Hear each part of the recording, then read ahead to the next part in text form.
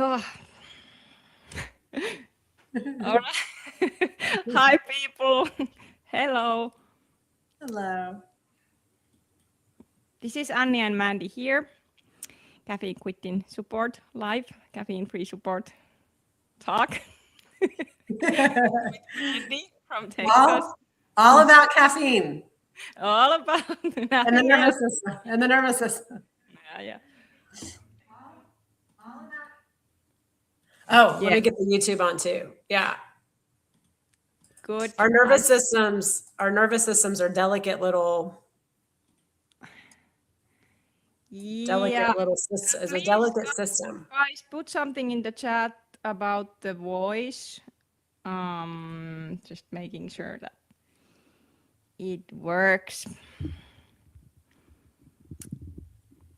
So if I do need to use speakers or not.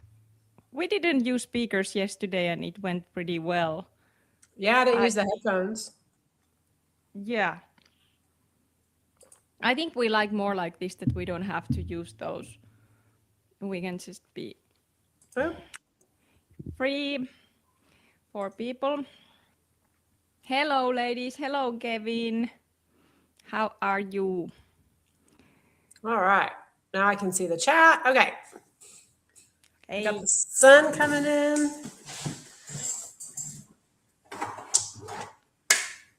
I got these Lululemon shorts. Oh my God. At a thrift store for $20. Cool. I just dropped all my food.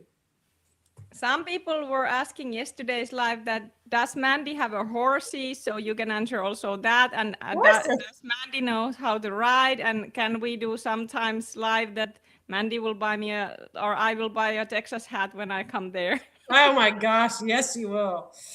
So who was asking that? One follower from Finland want to know about your horse's history. So I have history. I said that you have horses and you have been riding but I didn't know what age you started to ride. I didn't remember. When I was 4 years old. By myself. Amen. Wow. I love that. I didn't know someone was asking that in the chat when I was on there. It was before you joined. It was before I even knew that you're gonna join. Really? People. And they also have been asking that this conversation could be translated in Finnish, but yeah, I was in the wave, so I say that it's just too much work to me to start. Remember we did that before, and it was really kind of it was pretty hard. Maybe in the future there will be some kind of AI tool that we can have a text or something in this. But sorry, yeah, I mean my peanut sauce went everywhere. Sorry. Don't worry. Guys, I'm in the best window ever. So let's talk about that. 3 months. Yeah, it started 12th of March and now this day is best day so far in my whole journey. So it's gonna be interesting. Yeah, let's talk about that. See, that's what I was saying yesterday. And we already know, like, no matter where we are on our journey, if we're not 100%, even though we're better, it gets better and better, we're functional. If we go through something, it's because we're going to be like, you feel the best you've ever felt today? Yeah. See? I have goosebumps. That's why it was so weird that I have so high libido that I never felt, and I don't do nothing about it. But anyway, so it was just and that's what I felt 6 months ago. But guys, I have to say that usually 3 months is usually, or 3 to 4 months, you usually have a window if your waves are that long. Like even in tsunami, your tsunami was 4 months, right? Like the intense stuff. Mine was. I mean, I really think the intense was 3, but then it took about 3 to come out. But I was, because I was feeling kind of funky in September of 2022. And then October 1st, or the last day of September, I had that panic attack. So it was basically from October to January. So October, November, December, January. But like October and November felt like 4 months. It felt longer basically, but it really was 3 full months because January it did change, but I was still out of it in February and March, but I was it was better. Yes, hi, Kush. Yeah, we can take another time if that's okay, because today we promised that today we take caffeine quitters from Discord if there is anyone who can share their story. So we're gonna do other multi-live, maybe some other time if that's okay for you, that we can then also take all people, all stories. And today, if there is like now caffeine quitters, because I promised yesterday. So today, if there is caffeine quitters that wanna share your story, you can come to the chat and put that I'm a caffeine quitter and how many months you are in. So I will drop you link to this live if you wanna share your story. So we start in that.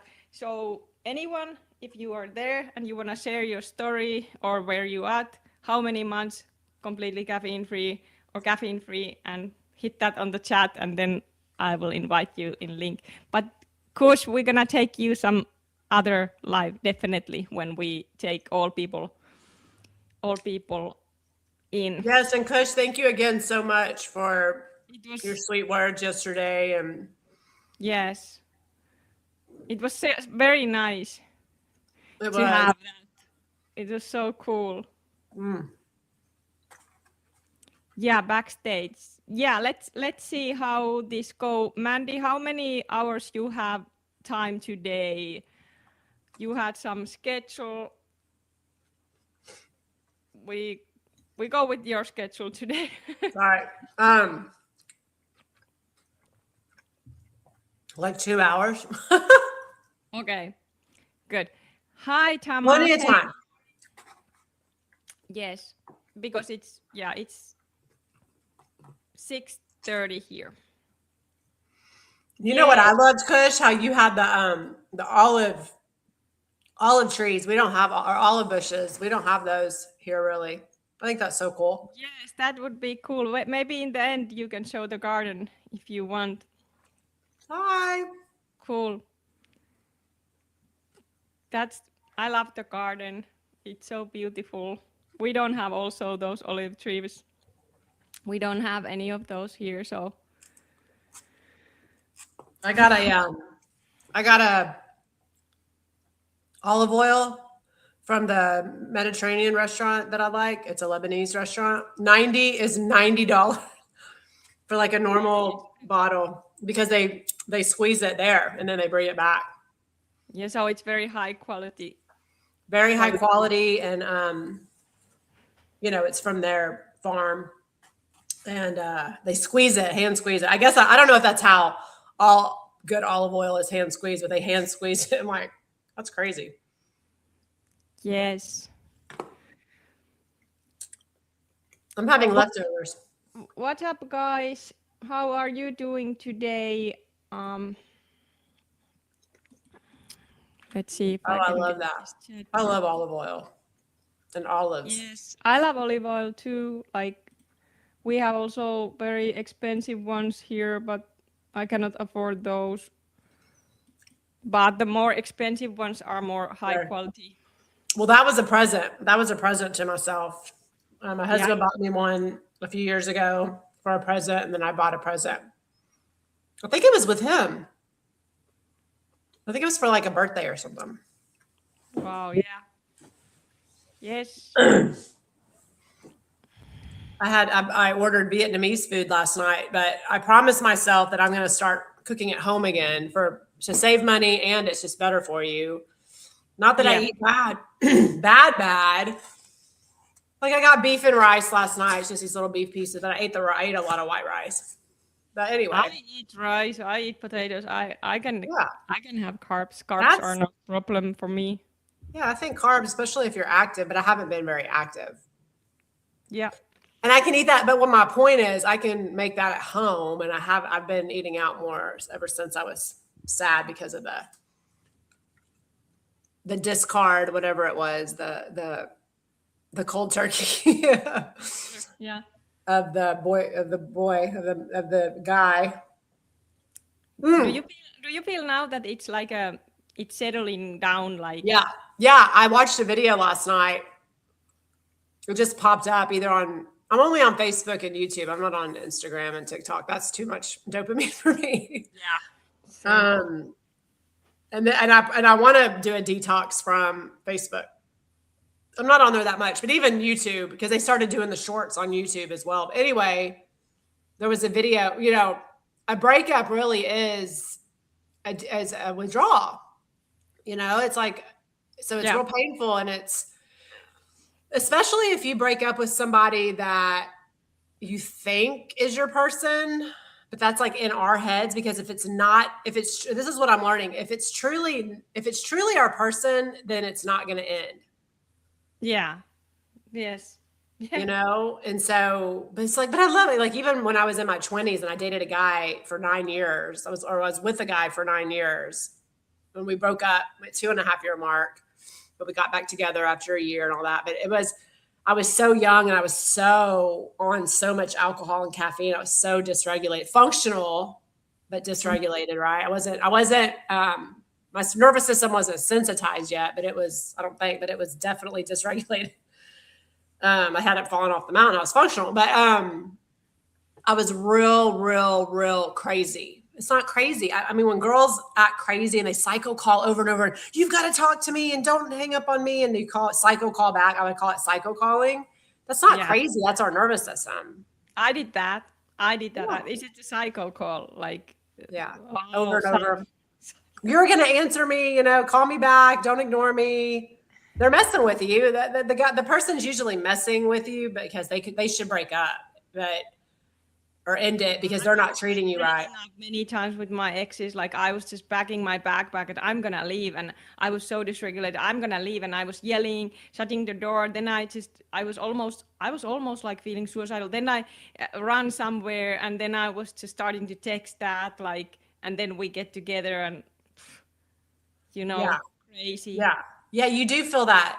I don't know if it's suicidal, but you feel that feeling of you can't see in front of you, like a no hope, kind of like if it's not working out, you feel, and it's from our childhood, I think. It's just like this feeling of defeat, like you feel defeated in the relationship, or you feel neglect.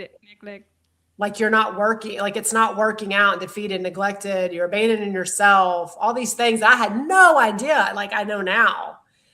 And I'm glad that things are happening the way they're happening, because I'm learning so much, but more and more. And I think that's why I kind of pushed it. I think I told you that, because I needed to learn more. I did. I had more to learn. But we didn't know at the time when we had those ex-boyfriends back then. We only knew that way to act because we didn't have any, like, our nervous system was, how did I say, like you say that it's almost like we were all the time in that protect mode, all the time.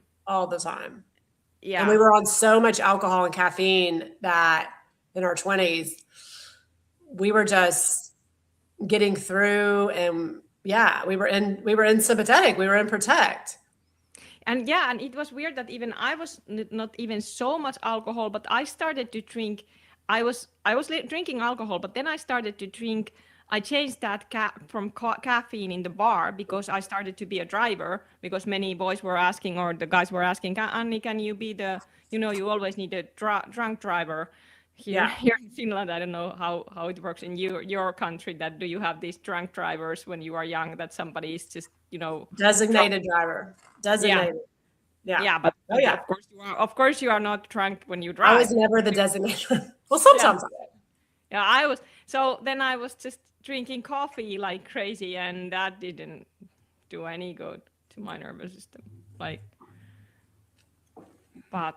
And I think I was the sober. I always say, I'm sober one. I'm the sober one. Well, not so sober. Sober from alcohol, but not sober from caffeine. But anyway. Yeah, I mean, anytime I wasn't drinking, like in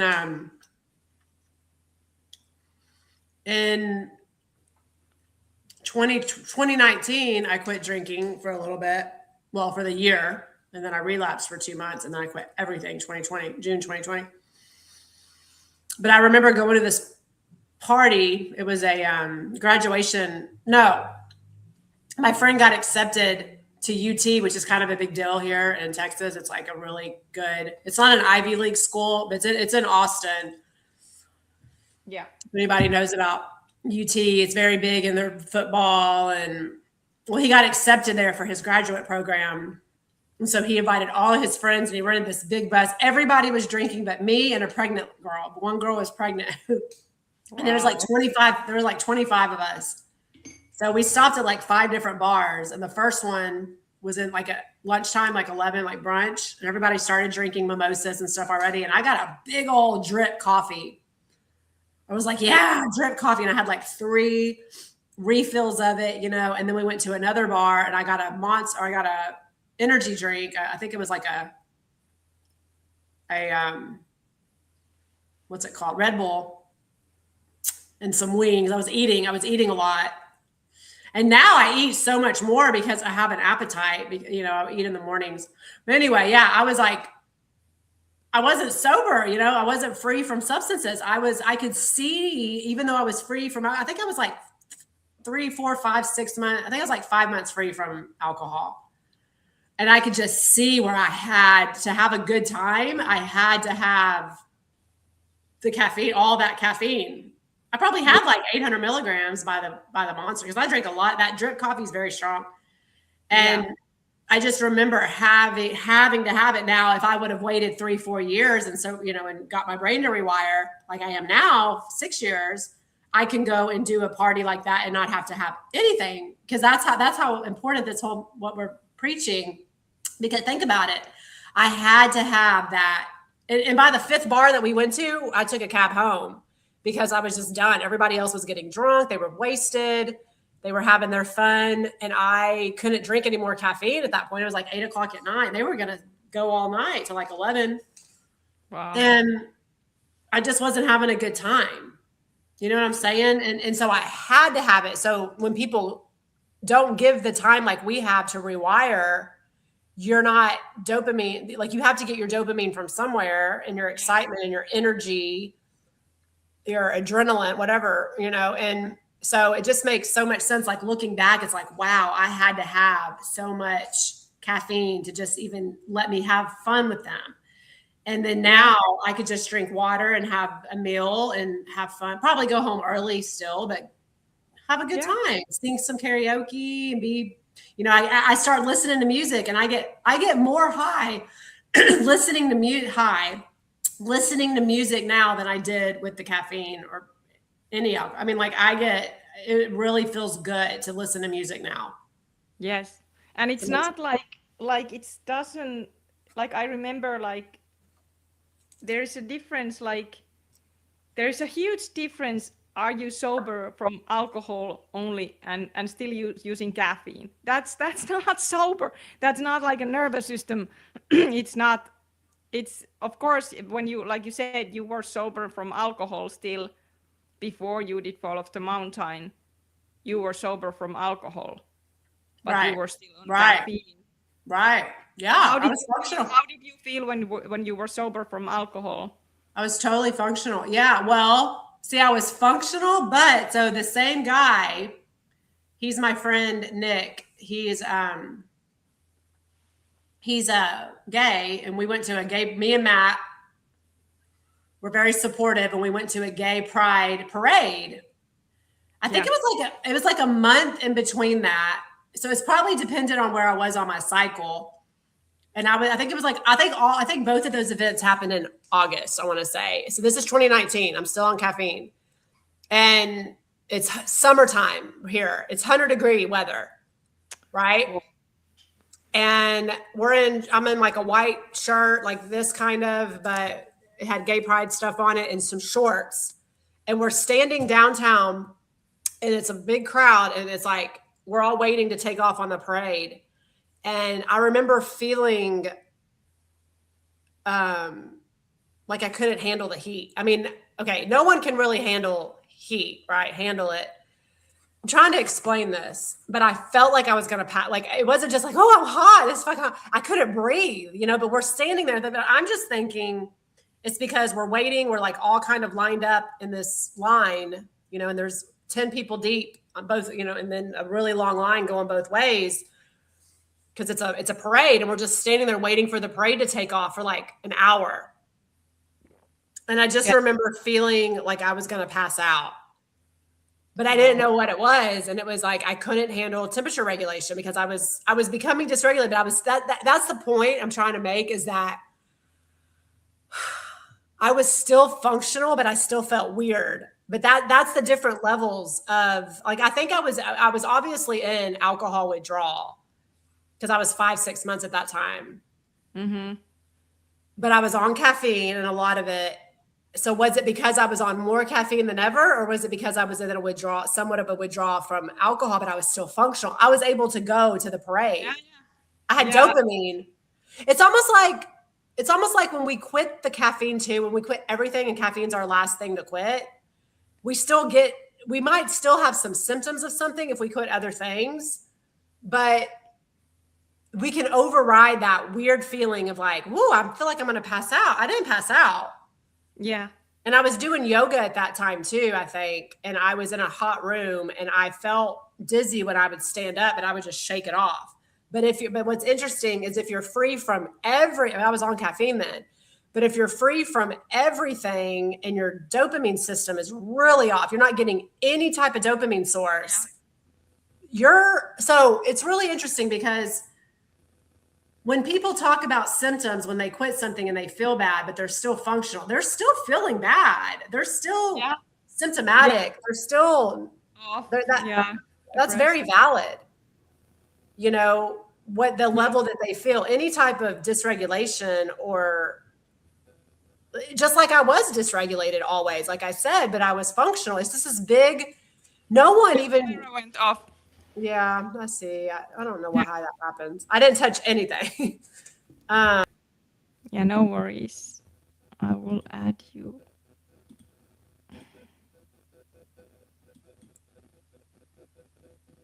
Okay. Why does it do this? It throws you off.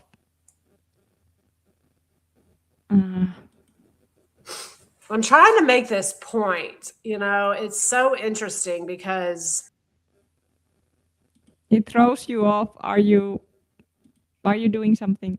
Yeah, I'm just trying. When I hit, the only way to get back on, I don't know if it's just time or if I'm hitting it and it makes me come back. But whenever I hit it over and over and over, it finally lets me back in. But maybe I just don't do anything and it just pops back on. I don't know. But if I hit it, when I hit the camera button, when it says red right now with the line through it, my mute button comes on.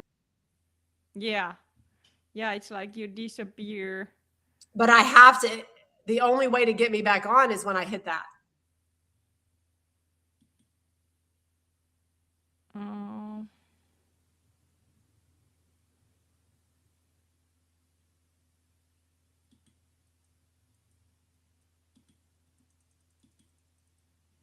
I don't know.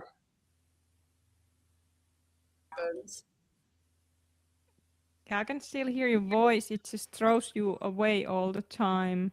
On the camera, I know. Press Control E. Let's see. Control.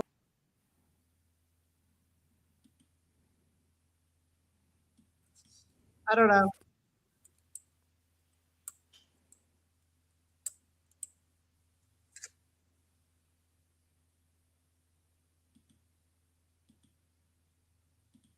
It jumps you off. I try. Okay. Is it now? I'm not touching. I don't know why it does. It does it every time. We just have to. Yeah. Okay, good. Now you're back. Yeah. Okay. So it's so interesting because that just goes to prove how much caffeine was keeping me afloat with the dopamine aspect, because when I quit, I wouldn't have even been able. So the same guy, the same friend of mine, when I quit caffeine the next summer, and I was like 2 months free from everything, I was doing so bad. I'm a massage therapist, and he invited me to do chair massage with his graduate group that were downtown, and they were studying. and they were stressed. And so there was like 20 of them, and they had me in the kitchen with my chair, and they came in and paid $1 a minute. And I had 2 days in a row. It was Saturday and Sunday. And I went Saturday and I was so flat. I was so depressed. I didn't care about anything. It felt like I was working on rubber. It felt like I was it was like, what is the point of all this? I didn't understand why I was doing it. And that was the next year. That was the next summer when I quit everything. Because June 20, that was like August. Falling off the mountain journey. Yeah, I was already falling off the mountain. I was not functional, but I tried. I was like, okay, I'm going to go. I'm going to try to work. And that was 2 months after I quit everything the next year. Because the 2019, I was free from alcohol, nicotine, everything except for caffeine. And I was functional, but I was having stuff, but I was out and about, and then this time I was out and about the next year in August of 2020. But I really had to push it. And I was feeling so weird. And I remember going in the parking garage and I was just like, oh my God. And then I walked in, and now any other time I'd done massage in the past, I would get a high from it because I'm working on people and I'm making money. I'm also helping them. It's just like, I would get high. Like I would really get a hit of dopamine. And then now I get a hit of it. And, but in a different, even better, because I was on a lot of caffeine then. So but anyway, natural. It's natural, yeah. More settled. Yeah. And I just remember being there 2 months. I didn't even know what I hadn't found the quitting caffeine group yet. I hadn't found Cato's videos yet. Obviously, your videos yet. I had no idea what was wrong with me, and I'm trying to push myself. And so I was like, okay. And so I went, and again, like anytime I'd ever worked on people, I felt good. It's that dopamine thing. You want to keep going. You want to keep pressing on them. You want to keep working on them. You look at the clock. Oh, 15 minutes have already gone by. Oh crap. I still need to work on this part of them. I didn't care about any of that. It was just like, and then I was like, I need to eat. I haven't eaten. I hadn't eaten. I was having blood sugar issues, and there was a banana there, and I ate a banana. It made me feel a little bit better with blood sugar stuff. I didn't know about protein, that I needed to have protein. And then because later when I was like, oh, it's the adrenals, that's why I need to eat because of the adrenals. It was just still the nervous, like I just couldn't regulate. Right. Yeah. And do you remember when we were like, I was 3 years, it was after my tsunami, I started that Pilates instructor school, and I was really hopeful that I'm going to make it through. And you were like, yeah, you should try. And you were studying something. You were studying your degree in that time, I think. And you had those practices that you need to go in the chiropractor. Do you remember? And I remember you were also like, I just don't like there. Like, like you were just, everybody was kind of like, you were just, I'm all over the place there. It was and you so hard. So now, hard. If I would have been in the tsunami wave, I wouldn't have been able to go.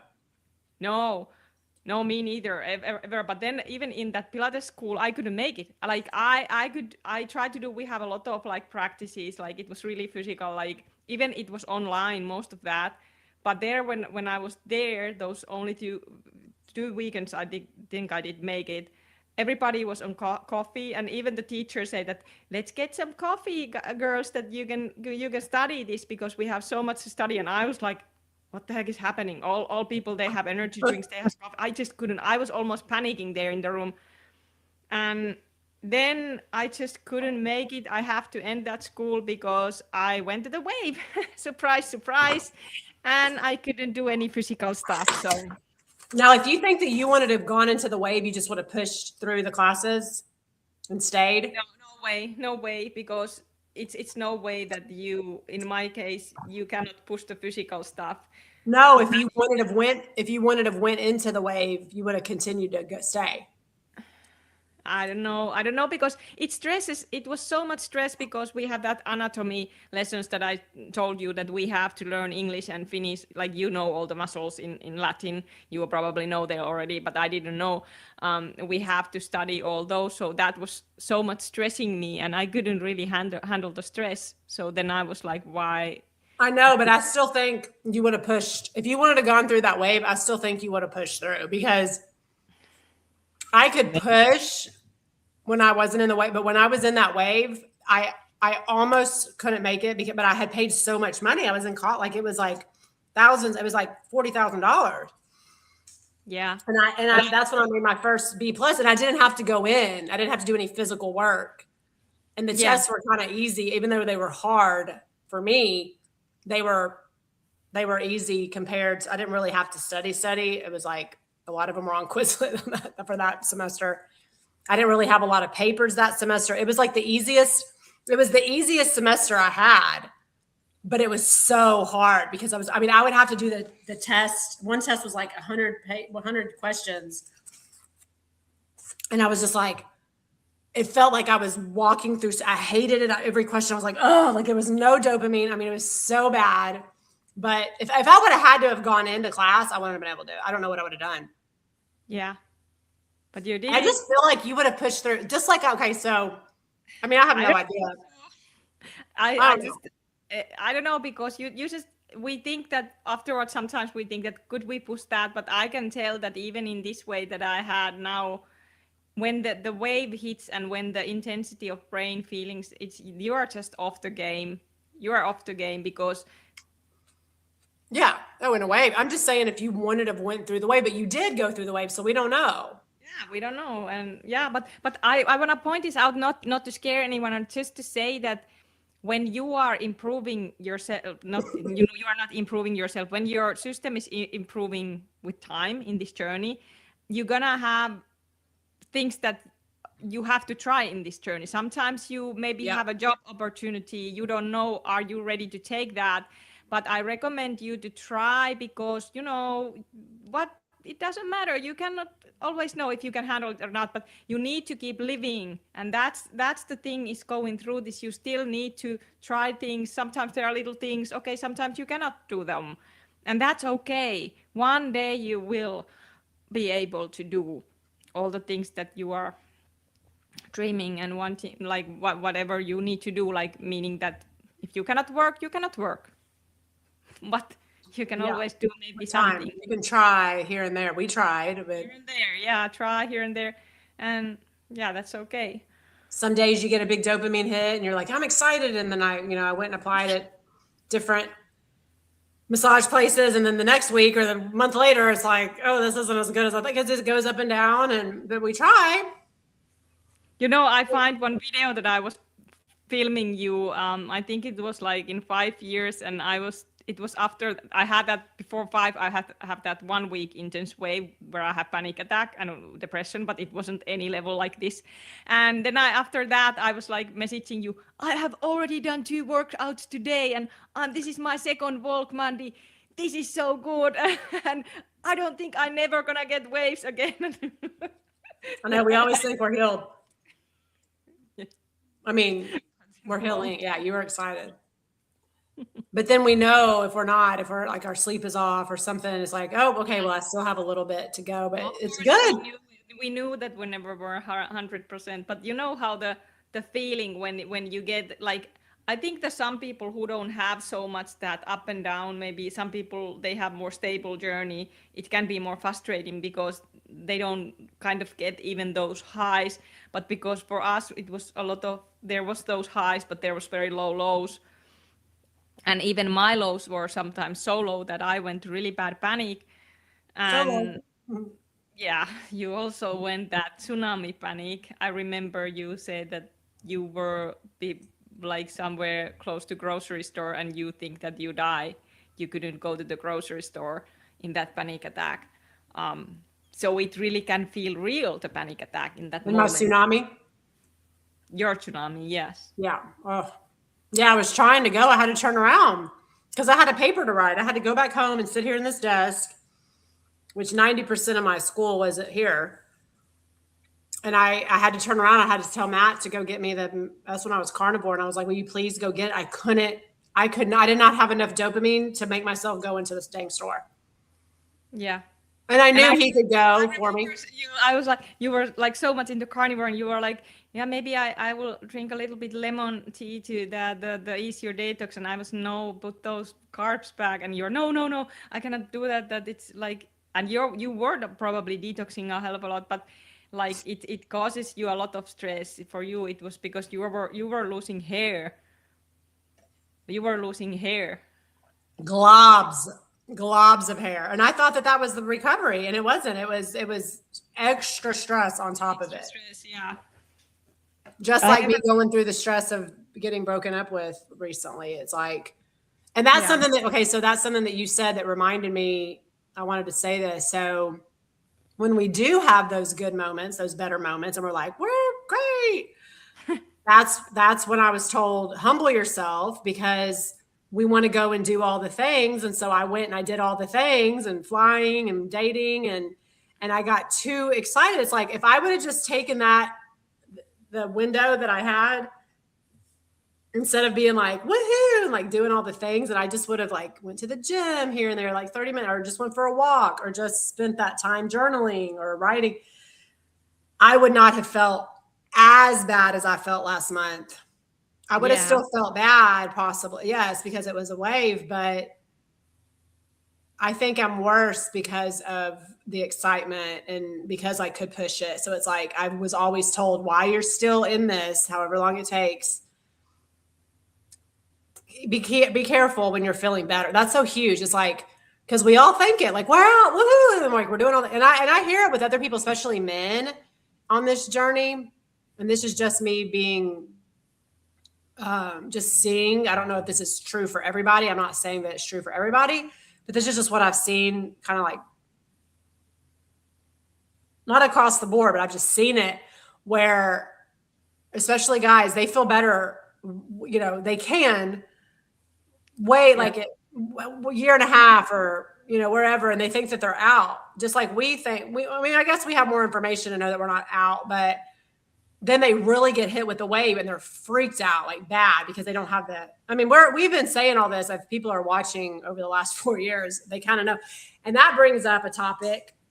I hardly ever go into the Quitting Caffeine group anymore, but I went in because my 6 years is coming up, and I'm gonna put a post. But it was somebody that's at like 4 months was in there. I was in there for like 10 minutes, 5 minutes at that. And I read their post, and it said that they were at 4 months and they haven't had a window. And then, the comments were like, don't worry about windows and wait. Like, they haven't had their wave yet. Like, mine was 4.5 months before. I mean, I had better days, especially depending on where I was in my cycle. But I felt that feeling of, it was different at 4.5 months. It was something shifted inside of me. And so we talk a lot about windows and waves, but then people are like, why aren't I having it that way? Or, yeah. yeah. What do you say about that? Yeah, you mean that why some people don't have windows or waves, or why? Yeah. I mean, I Yeah, don't know not why I thought you wanted to say something. It's just, even where we are now, again, I have to say this because we said it yesterday.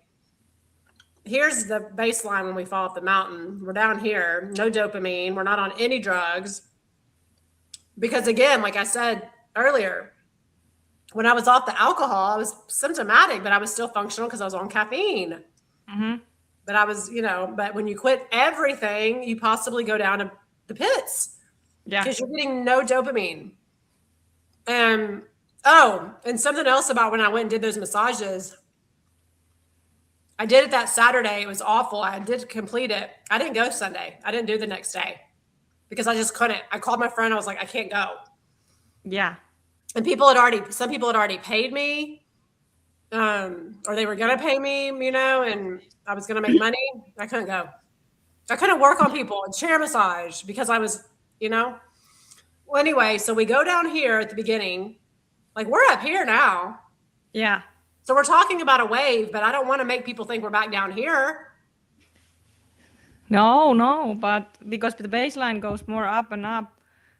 So it's just because it goes up when you go down, it here. feels like hell. Yeah. Like, yeah.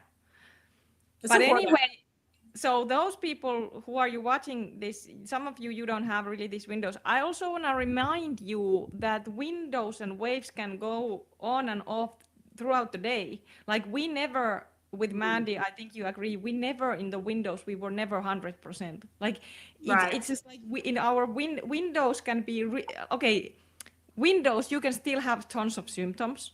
You can have DPDR, you can have dizziness, you can have pains, you can have fatigue, you can have even some sort of panicky, but you are more functional. You have more dopamine kind of rewiring in that, because it's not the problem that you don't have dopamine, it's the problem that those receptors are not functioning right.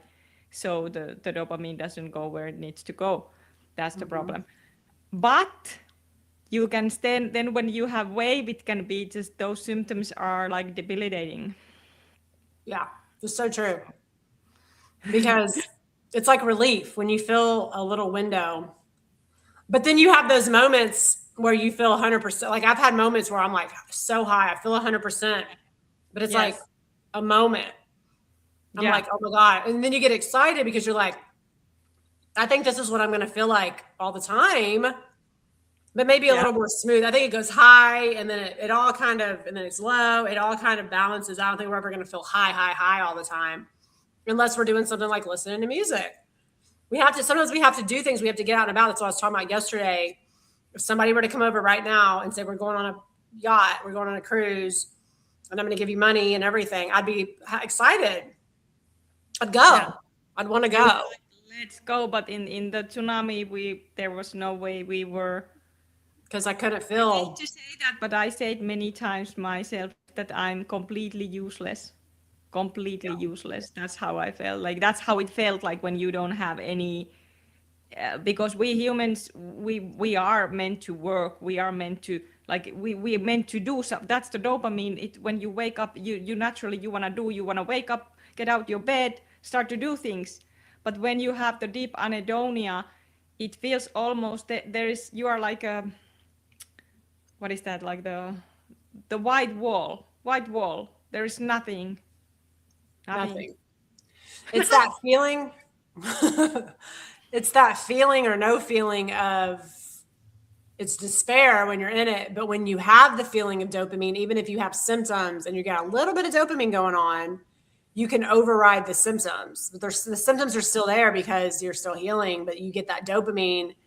And it's this feeling. I remember the first time I really ever felt it, I was like, oh, this is what motivation feels like. It's that feeling of putting one foot in front of the other and wanting to keep putting it in front of the other. It's that momentum. It's that motivation, momentum, excitement, the possibility. And then I came up with the possibilities are endless feeling. You know, it's like you wake up and you have nothing planned, but you can do whatever you want. And then the opposite of that is like you wake up and it's like, there's nothing. I can't do anything. I don't have any excitement to even creatively think of it could be anything, because you know what I'm saying? Like you have nothing planned, but the possibilities are endless feeling. That's that dopamine connection. And then when you wake up and there's nothing, you're not connected. All right. It's as simple as that. Okay, and another thing, we always, like you talk about it a lot, Kato have talked about it, you say that first we cannot see the food, there is no food. I think this came from Kato because you said it. So we cannot see the food, then we can see the food, but we cannot taste the food. We can see, okay, there is this possibility, but we cannot taste it. Then we can taste the food, but we cannot get enough the food. And then at some point we get enough the food and we want more food. But okay, if I would put in this my analysis, we were in the bubble, like you said this all, we were in the bubble, healing bubble. It's almost like safety bubble. It's that zombie bubble, but it keeps you safe. You are not worrying about these problems that Mandy now maybe wanna have a boyfriend, or I wanna have a garden, or whatever, like the normal life problems. We couldn't like we maybe wanted, but we couldn't. So you're in the healing bubble, but then you go out a little bit further in the healing bubble, you can see, okay, you want to have a degree. There is a school that you really want to go, but you are not still able to do it. But you see it's there. You can maybe watch videos, you can learn from videos, but you are not really living those things, what you are kind of trying to learn.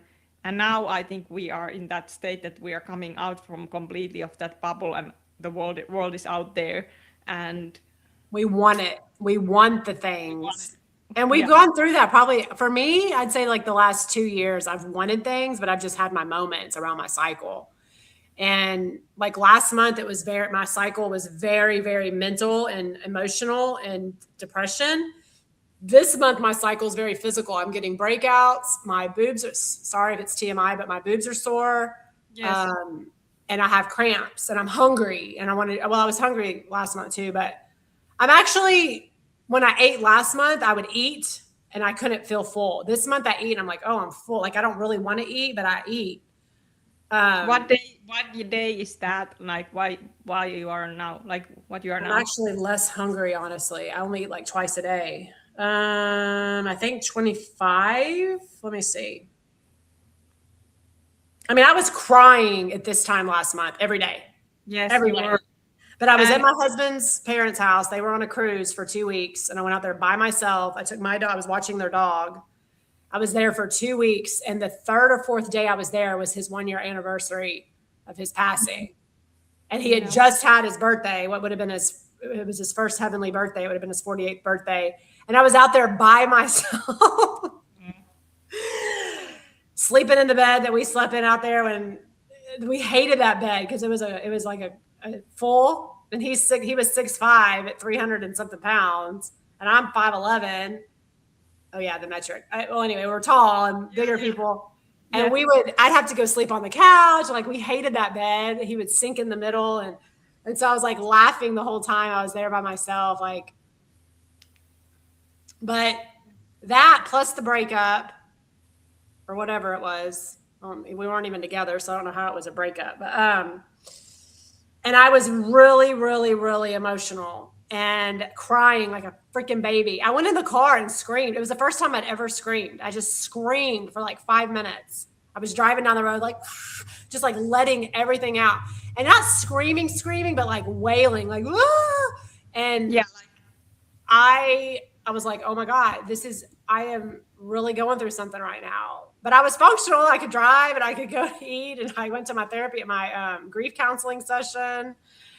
And so is what I'm going through grief, or is it part of the way because I've been I think I've been in happy and I'm going into completely happy, or I'm either going into joy. I don't know. Or I've been completely happy. I don't know.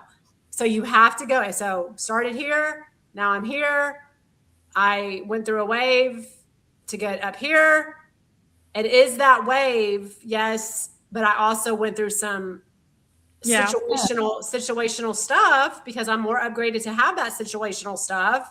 It didn't work out in my favor. I felt disappointment more than anything, but expectations cause disappointment. And it made the wave worse. It did. But I was in a wave to get upgraded. That's how it's been the whole journey. Yeah, and somehow now recently I see you did kind of get over that guy. Day like 24. Oh, you did, like you. That's what I was saying earlier. That video. Sometimes I just start talking. I don't know where did I go with that. I was talking about how I'm not on YouTube as much or Facebook, or I want to be not on it as much. And I saw a video about how breakups, because it's a withdrawal. Where did I go with that? I didn't finish that topic. And it is a withdrawal because then we start thinking, oh, I'm in love with that person. I want to be in love with that person. It's like love takes so much time, and love is so different. Yeah. This was like a hope. This was a hope. It helped me, thinking about being with this person.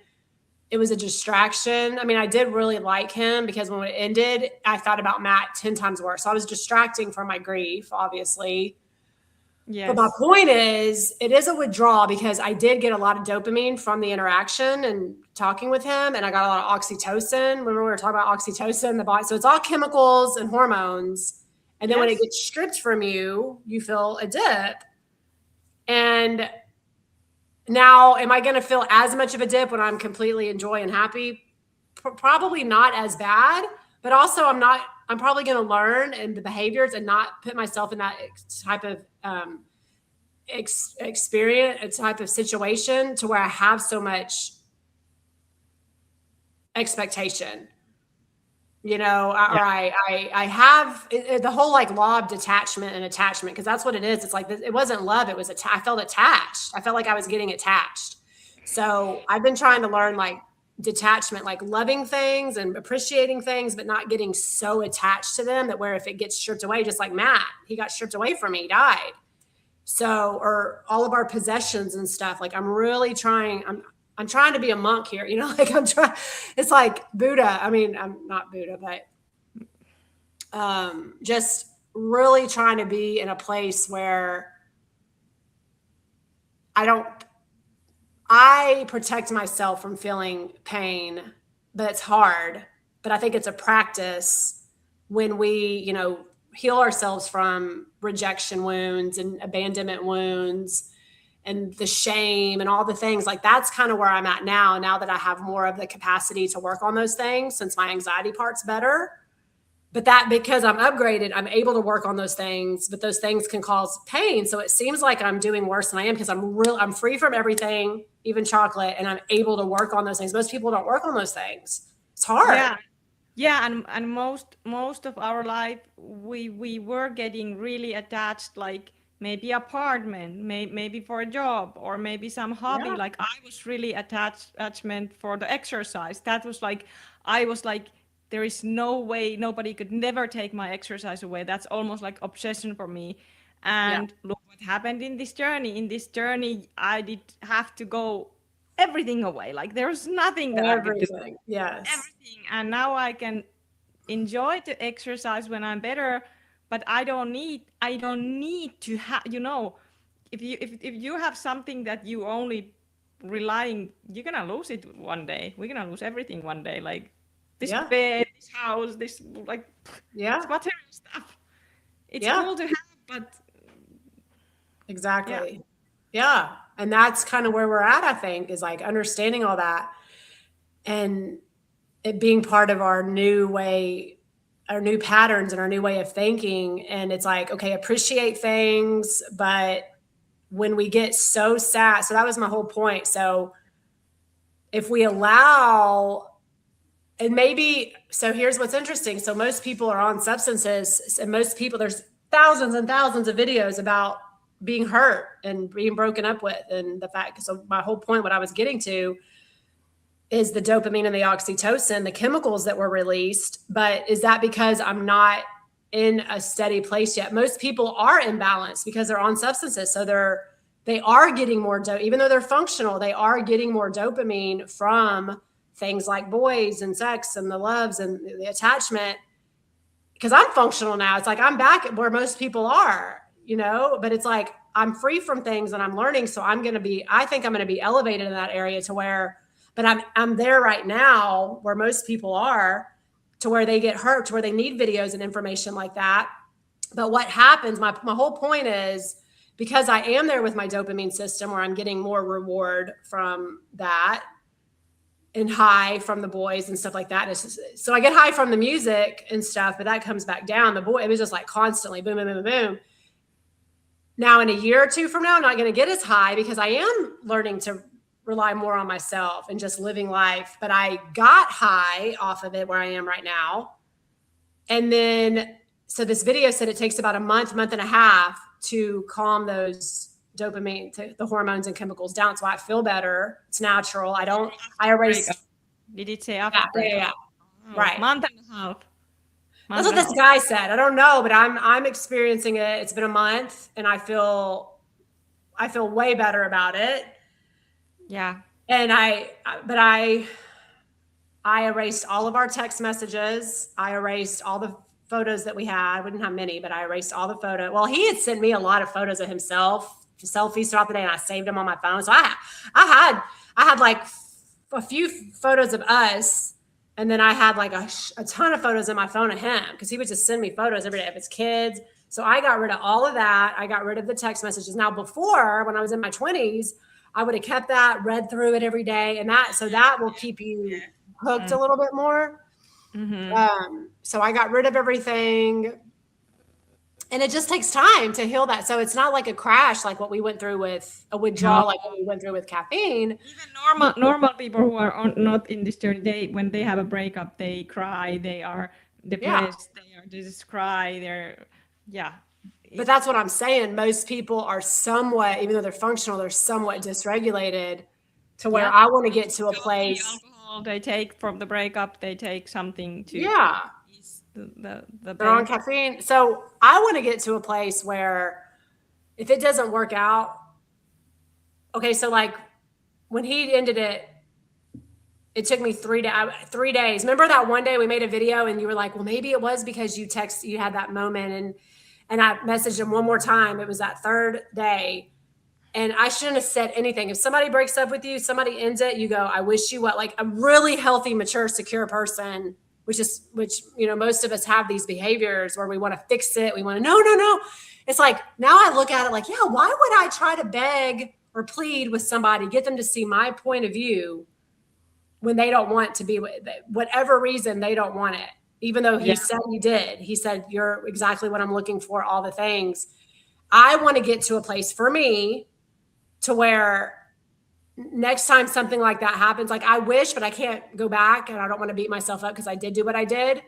And in the past, I probably would still be messaging him, like because I'd been drunk or something at 2 a.m. I'd be like, I miss you. Why can't we work it out? Oh, I'm drunk. Blah, blah. No, it took me 3 days. So, okay, I could beat myself up. 3 days, I messaged him here and there. But Mandy, you have come so far because it was just 3 days and now it's been a month and I have said nothing. That's improvement. Now, where I want to be is when he said it, because I felt in my nervous system when I read the text of like, sorry, it's not going to work out. I wish it would have. I wish, blah, blah, blah. I felt so activated. I was like, no. And then I started like texting, why after we were intimate and and like, I feel you. And like, and then I go, well, I wish you nothing but the best too. And like, I was like all over the place. And I wish that I just would have said, I understand, wish you nothing but the best. And that was it. But you know what he told me when we went on our first dinner date? He said that he broke up with a girl and she did that. She was just like, okay, well, I was actually wanting to break up with you anyway. And he goes, I wanted her back. He was like, it was weird. He was like, and I should have known. He said certain things. Like I knew he was an avoidant. I knew he just dropped things and then felt a certain way. I knew he was getting overwhelmed by us or whatever he was feeling. I don't even know. My whole point is that's where I want to be, to where when somebody ends it, I don't lose my shit or get it all activated in my nervous, because it is the nervous system. Yeah. But I was able to calm down a lot faster. So I'm getting there. But that's the true freedom, to where with somebody or something leaves your life, you go, well, shit, that was a good time, but you know, off to the sunset. And then you take care of yourself. But I did get attached. My dopamine got really attached to him. I think that's now that we're free from stuff and we're learning and we're whatever behavior we have, next time I'm going to learn, because it's happened to me twice in a row. I'm learning, take it slow. Don't get super attached. Don't have these expectations. Don't trust their words, you know, all these things. And then that's going to help me have the accountability and the responsibility for my own wound, like my own pain. Or you know what I'm saying? It's still good that you seem that you still wanna meet people. Like it's not like now it's like I never gonna trust men again. Like no. It's good that you have you see that you go there. Because he wasn't my person. The other guy wasn't my person. Matt died. Was Matt my person? I don't know. I loved him. We were together for 15 years, but we fought a lot and we both were dysregulated, and then he died. So I have to let go of that, you know, and move on. I can feel sad and I can grieve, but I think being healthy is like the detachment stuff and just living my life and moving on and doing my best. And then, I'm excited just to meet somebody. But again, I don't want to have the same behaviors, to where I want to learn. I'm trying to grow from and not abandoning myself and not just accepting certain things just because I like certain things about the person when I know deep down it's probably we're not really aligned, and pushing it. So having that discernment on that and really putting my boundaries in place. But anyway, so that's where I'm at. I know today's about caffeine and stuff and recovery, but when we recover, you start to have, like we talked about yesterday, you're not sitting there talking about the symptoms anymore. You're living. And then most of us were on substances, at least caffeine. We're learning a new way of life now when you get to 5-6 years. It's just natural. And then we don't go back. Now, if I didn't go back, if I went back to stuff, I would not be on this journey of trying to better and better and better myself. I just be like, I would just be in the same level of wherever I start doing the substance again. You can share that. You said me one day, this is a good example, when you have these moments that you have been out with your friend Jamie and she still, drinks and stuff, and you are there and you have that feeling of good, and you say that in those good moments, and this is for all of you guys, when it really starts to get better, when you don't want to go to back drugs, because most people, they don't always go back in drugs when they feel bad. They go also, some people go back when they feel good. And that was your kind of idea that you said me once, that in those moments there can be even thought that because you felt so good that you were able to handle something. It's happened a few times. And it happened with the guy because he drank, and I'm like, well, what if he's taking care of me and I'm more regulated and I can have a drink here and there, not caffeine, but like, I don't know why I went there with the alcohol, because he was drinking alcohol. But yeah, with her the other day, I was getting, so this was I've been in a wave a functional wave since February, I've been in an emotional wave, I guess I would say, since February. Like I said yesterday, this is the third one I've had, or is it the fourth one? No, since 2023. And I was getting ready last Saturday. We were going out to eat and play pool. And I was putting she gave me some mascara. I had my own mascara, but she gave me some, and my eyelashes were like, and it just made me feel, my hair was down. I had blow dried my hair, and I just felt really pretty in that moment. And I felt 100% in that moment. I was getting ready. I felt like a normal person. I felt 100%. And she came in there with her beer, because she's on like her fifth one and I go, I'm scared, Jamie. I'm scared that one day I'm going to want to have a beer with you. Not that I wanted to in that moment, but I was like, I'm scared that I'm going to feel so good, because I was told when we're back to ourselves, like when we're 100%, you're so normal that you go back to like the way your life was. Because it wasn't the stuff that caused us to fall off the mountain, essentially. This is what this person said. I'm like, I don't know, because I know that if I go back over time, it's going to cause, why put poison in your body? Yeah.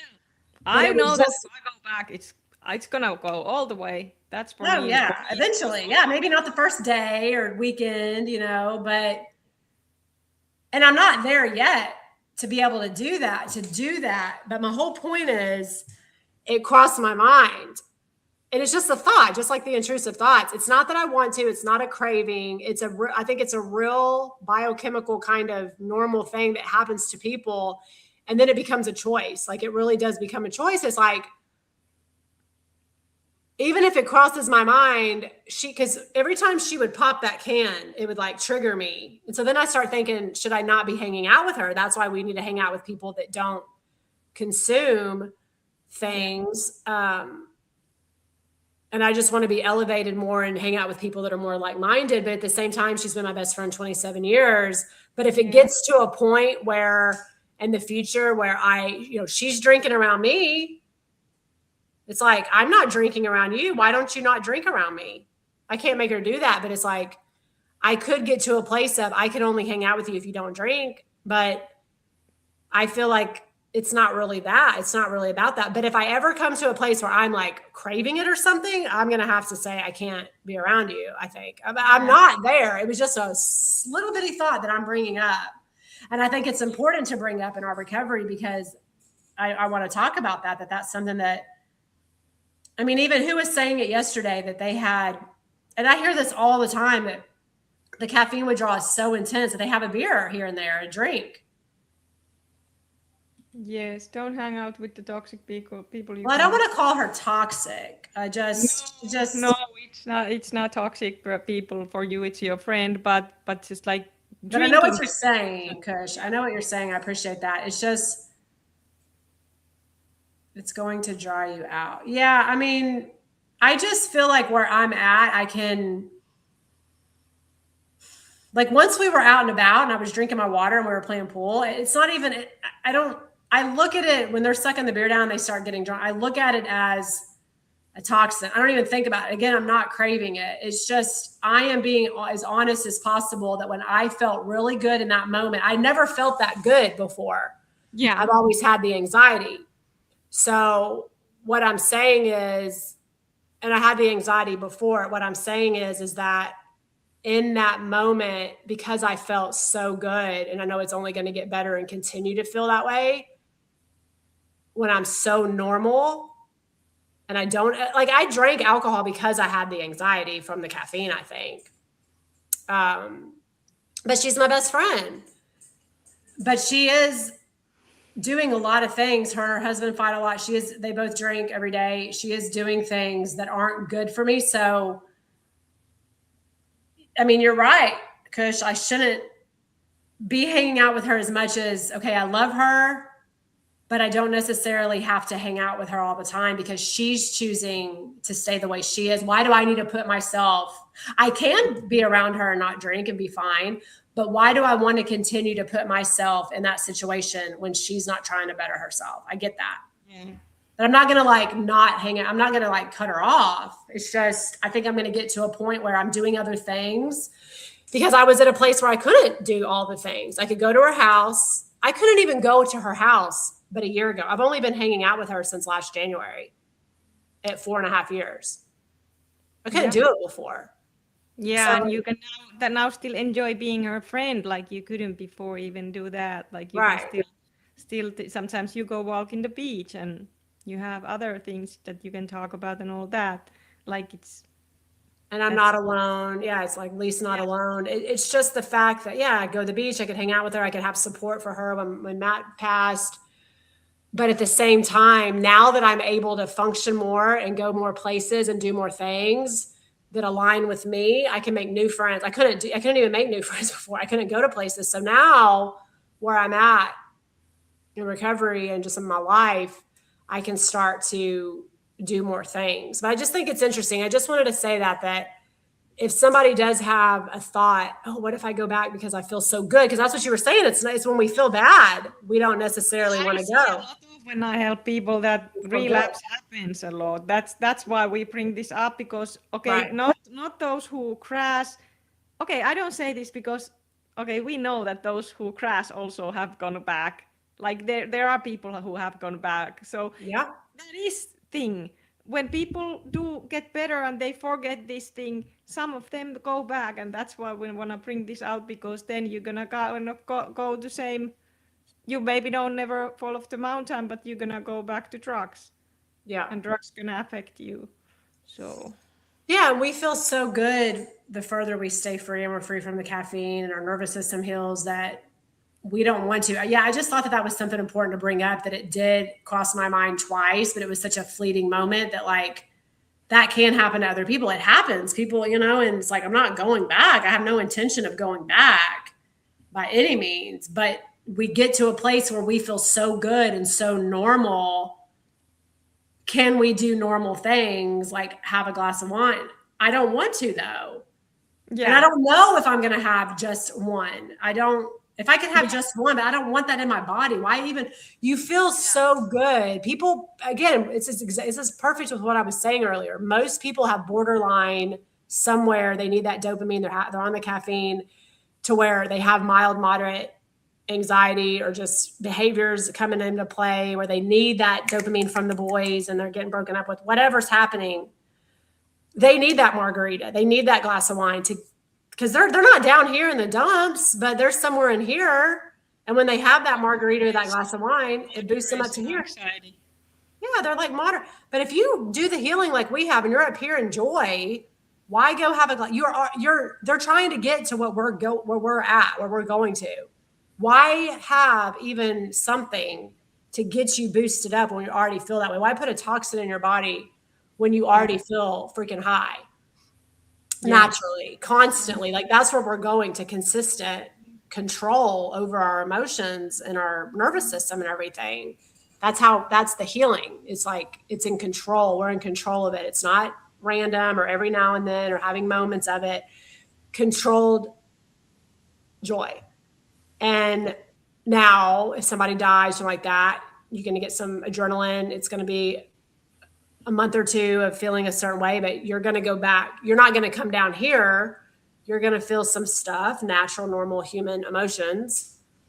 But yeah, I can only pray for her, Kush. I can only be there for her and love her, but definitely can't change her. We can't change anybody, right? And we can just put the focus on ourselves. And that's what I do. I put the focus on me more and more.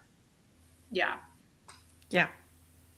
So guys, now is there any caffeine quitters that now would want to share anything? So if I put there's 9 people there, if I will share this link now, the caffeine quitters. Oh yeah. And jump in. So if you are a caffeine quitter and you wanna come here, there is a link. Yes. Do you think, because I really want to highlight how good you felt today. Yeah. Yes. Okay. So do you feel like you're in joy or completely happy? That was joy. I was completely happy, like completely happy. I don't know these happy, completely happy. Their comes from Cato. But right. Basically what I felt today, it was joy. It was level of I don't know what it was. My libido was high. I don't wake up with that kind of energy. And why I know that I'm really getting now, I don't know if maybe I have wave in 7 years. We know people who have had a wave or little wave in 7 years. I hope it's not this level wave, but maybe I do have. But my sleep has gone better. That I have that sleep that I slept whole night, because I always have been still waking up in this journey, not intensely, but still waking up. And now I have had those few nights that I haven't wake up at all. So that tells my nervous system is really settling down. And the feeling that I felt was just, I cannot explain. It's just, you are just in the moment. You are just in the moment. And I don't want to like start party yet, because if I have still something coming up tomorrow, but definitely wave is now turned in the window, because I never, like, I know people when I go, are you still in the wave? Or like, wave is wave until it's the window. Like, you're going to have symptoms until you don't have them. And like, that's how it goes. So you still need a big slice of humble pie right now, because yeah. I have learned this for the hard way. Because my ego starts to, I can go to the gym now. I want to just see now for the next week, is this really gonna stay, or whatever comes, it's healing. Yeah. How cool is that though? Because I told you, I promised you, and you knew too that you were going to come out, but you were like, but how long? And I'm like, you know how I'm, even you didn't like how I am. You cannot even stand me when I'm bad. You can't. No, I can't. Because you start to message me, you can't stand me when I'm bad, because I'm just so bratty. I'm just so like negative. I don't put you any heart emojis. I don't put you any, like, you got these emojis. I'm like, Mandy, this is really bad. Like, I'm just. But what did I say? What did I say that I don't like it? Like you maybe we talk later, and then you're like, I can see that when there's a certain level of negativity, you are like, you're gonna flee. I know that. No, but that might be what you're thinking. I'm there. Like, I know, I just know you're struggling, and I'm like, but kind of what I was told, I know it's not going to last. Like, I know you're going to get better. So I'm just kind of like, whatever, but I'm not mad. I mean, no, but it's like, I understand. That's why I try to not reach out so much, because I don't want to take your highs from you when I'm bad. You mean, like, no, like, but yeah, it's kind of is like you said, we are not usually ever same time in the waves, which is good, but now we kind of have been, so that's hard. But people are same time in the wave, that's not support anybody. But when I was having that depression, that's true, and we have never been, because even when I was having the really, really bad week, then you got hit So it's never been like, even though it might be the wave and there's windows, it's like, I'm still in the wave, but I'm in a window when you were bad. Like because I got better and then you went bad. Yeah, very bad. And I was like, But I had relief. I just I had wanted to relief. know when this end. I'm repeating the same stuff that all people in the Discord are repeating to me. When this gonna end? When this gonna Right, end? right. We all say it though. Even if we have 1% of feeling it, if we're in this, our cake's not baked yet, or it's at a 10 and we're in the big tsunami wave or something, like we all say the same thing. When's this gonna end? Is this the new me? I'm sick of this. Is this just hormones? Is this just hormones? Like, Yeah. but I will say since February, since this hop started for me, it's been really, really bad for like a week or two in February and a week or two last month. And that was the worst. Mm-hmm. And So then I had my moment. 2 weeks you had really intense depression, really intense. Yeah, it was like a week and a half. 2 Week and weeks a half. started easing up. But it was after I got dumped. So I think it was worse. It was already going to be a little funky, but it was worse because of the dopamine dip from the breakup. But I could get high though. So that's the most important thing. I could get the high dopamine from him. So that's improvement. But I think my behaviors are going to help me not go so high. I don't know. But this is really interesting that like my wave started March 12th. So this comes really like next week. It's pretty much even 3 months, like just 3 months. And it seems that this eases at 3 months. So that's really interesting because we always know that there is that 3 months pattern anyway in this healing. There is that mine was February to March, March to April, April to May. Mine was 3 months. Yeah. So guys, that you're gonna, who are ever in protracted long-term, you're gonna notice this 3 months cycle, not in the beginning, because in the beginning it's hard to, calculate, but when you go further, maybe if you are in this up till 2 years journey, you're gonna see that every 3 months you're gonna have maybe something more like intense coming. Yeah. But you become more functional, and then you can do more things. And because you can do more things, then you're going to experience certain stuff because we are functional. Like that's part of it. Yes. Wow. Yes, it's helpful. I mean, you can go off the camera. Maybe there is no one. There is 8 people, but people are like, okay, let's take now some questions because I know we have been speaking now a lot, which is cool. But maybe somebody if you have any questions or anything. Yeah, there's 8 people.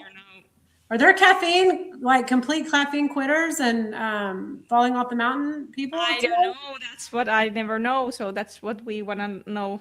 Who are? Because it's Sunday. There was more people yesterday because it's Sunday. Maybe people are doing more. Like today, I'm leaving to go to my mom to go to a play.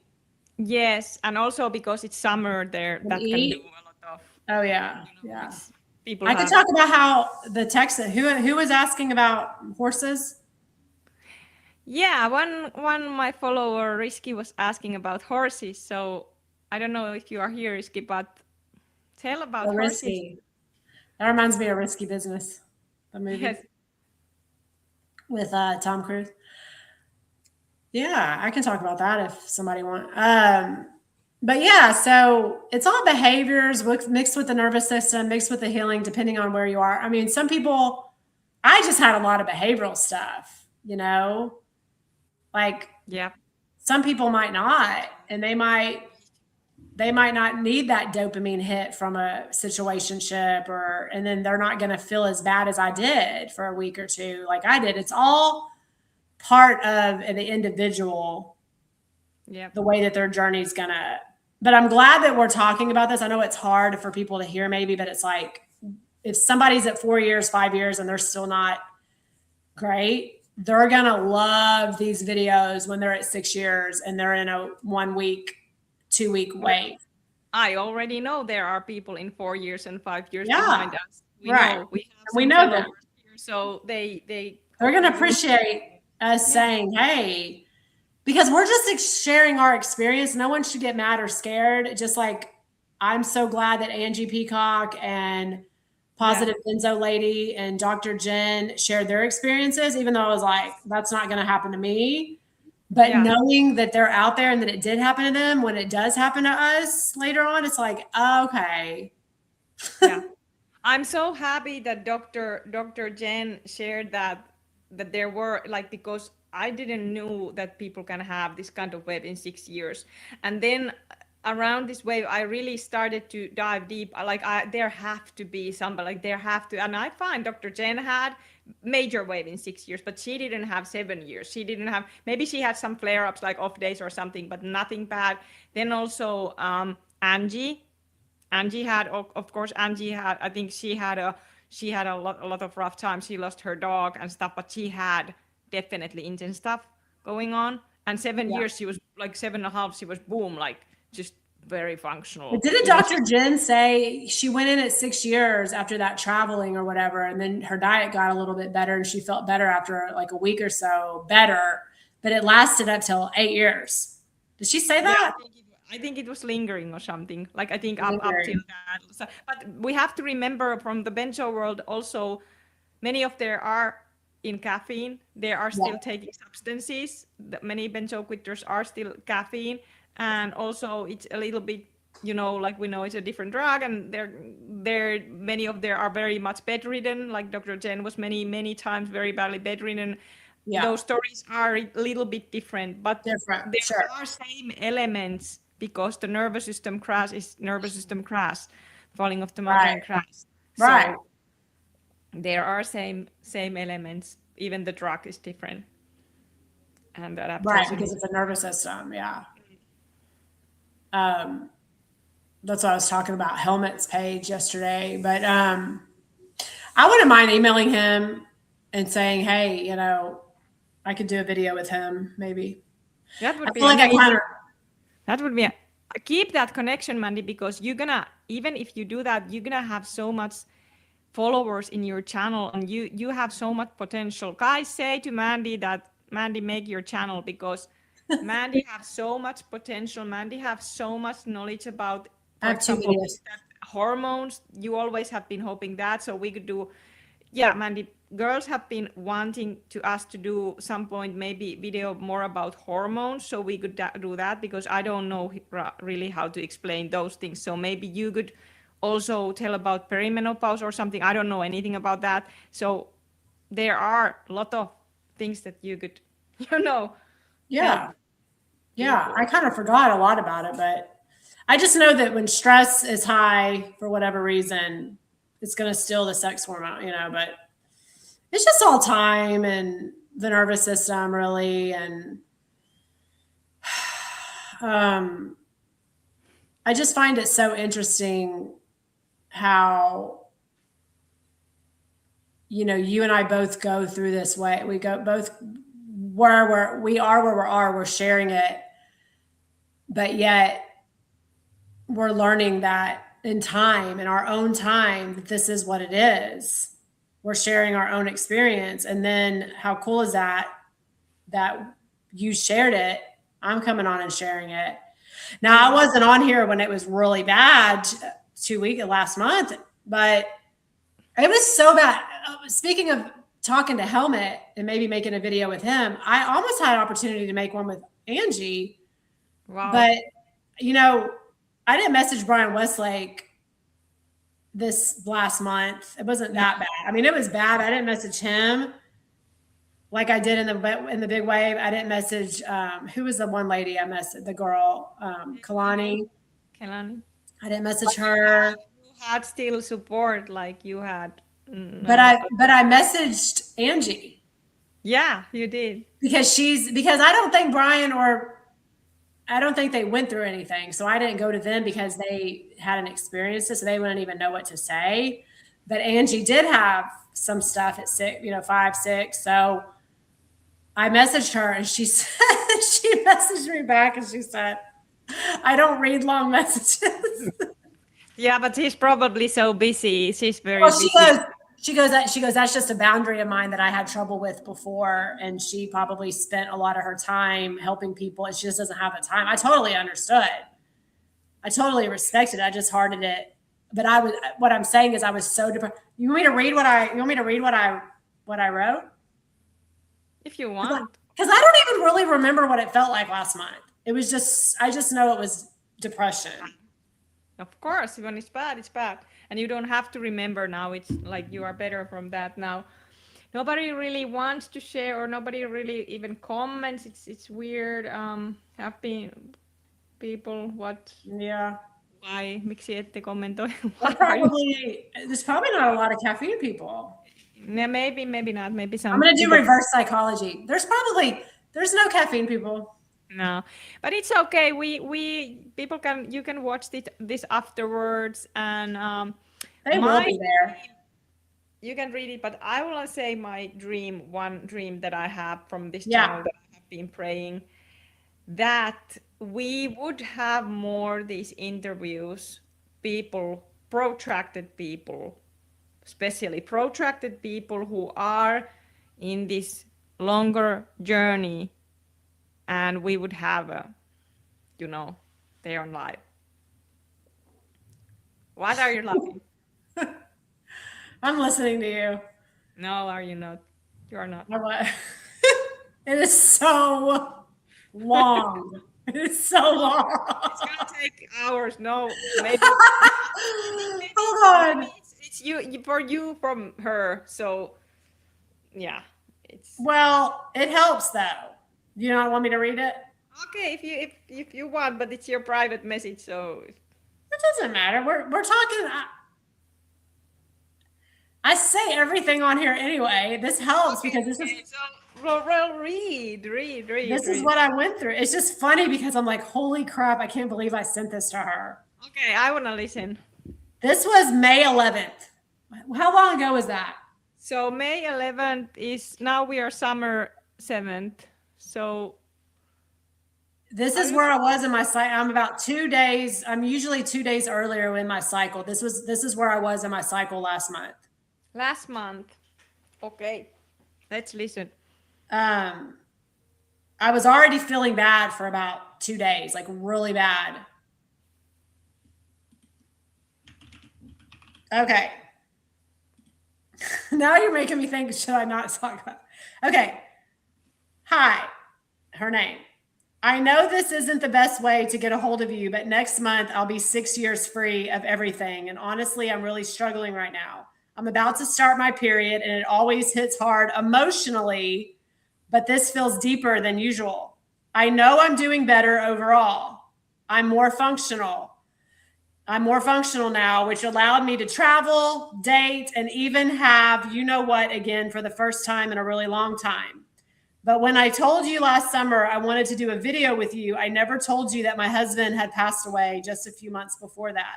I think I went into shock and denial, and now it's been a year this month, and everything just feels overwhelming.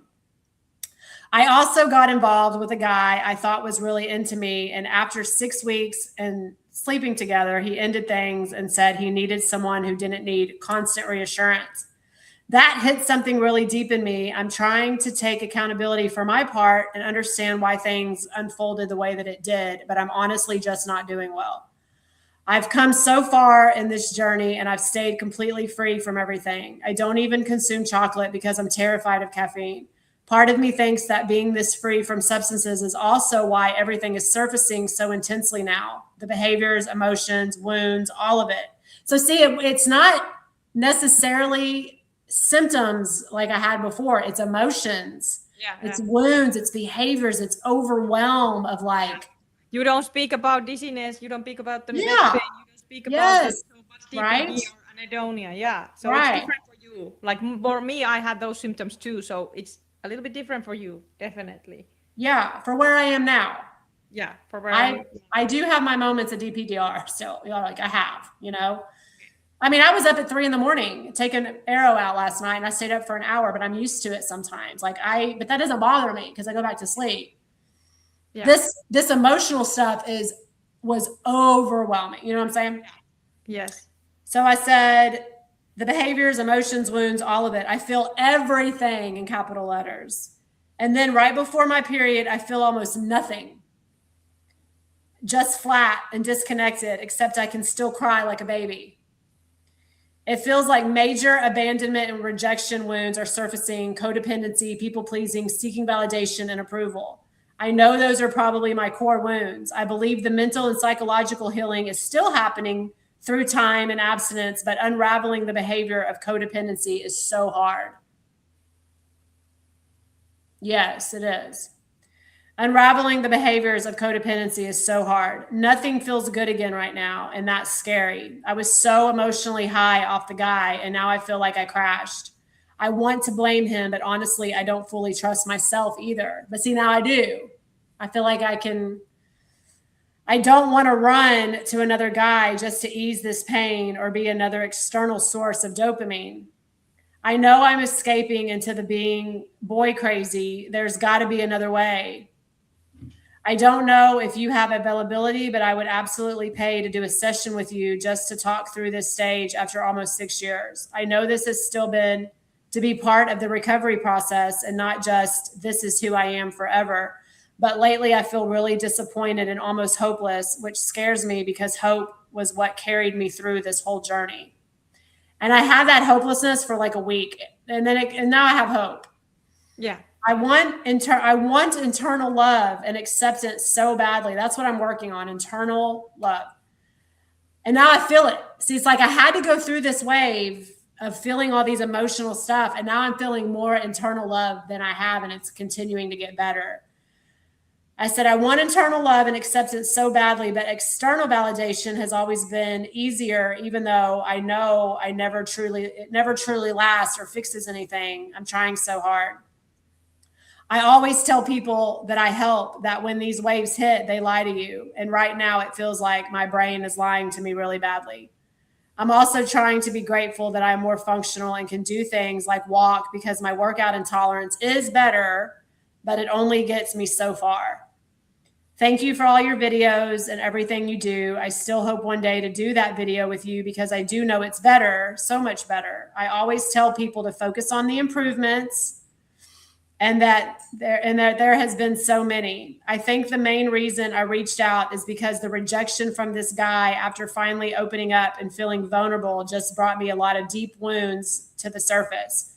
And just from watching your videos and hearing you talk about wanting to date again after everything you've been through, I kind of feel like you probably understand what I'm talking about and how vulnerable and complicated this part of recovery can feel. And she said that she can do a one. She just basically said she can do a one-on-one. But then I went to her page and like a 20-minute session was like $200 or something. Like, good for her, but I can't.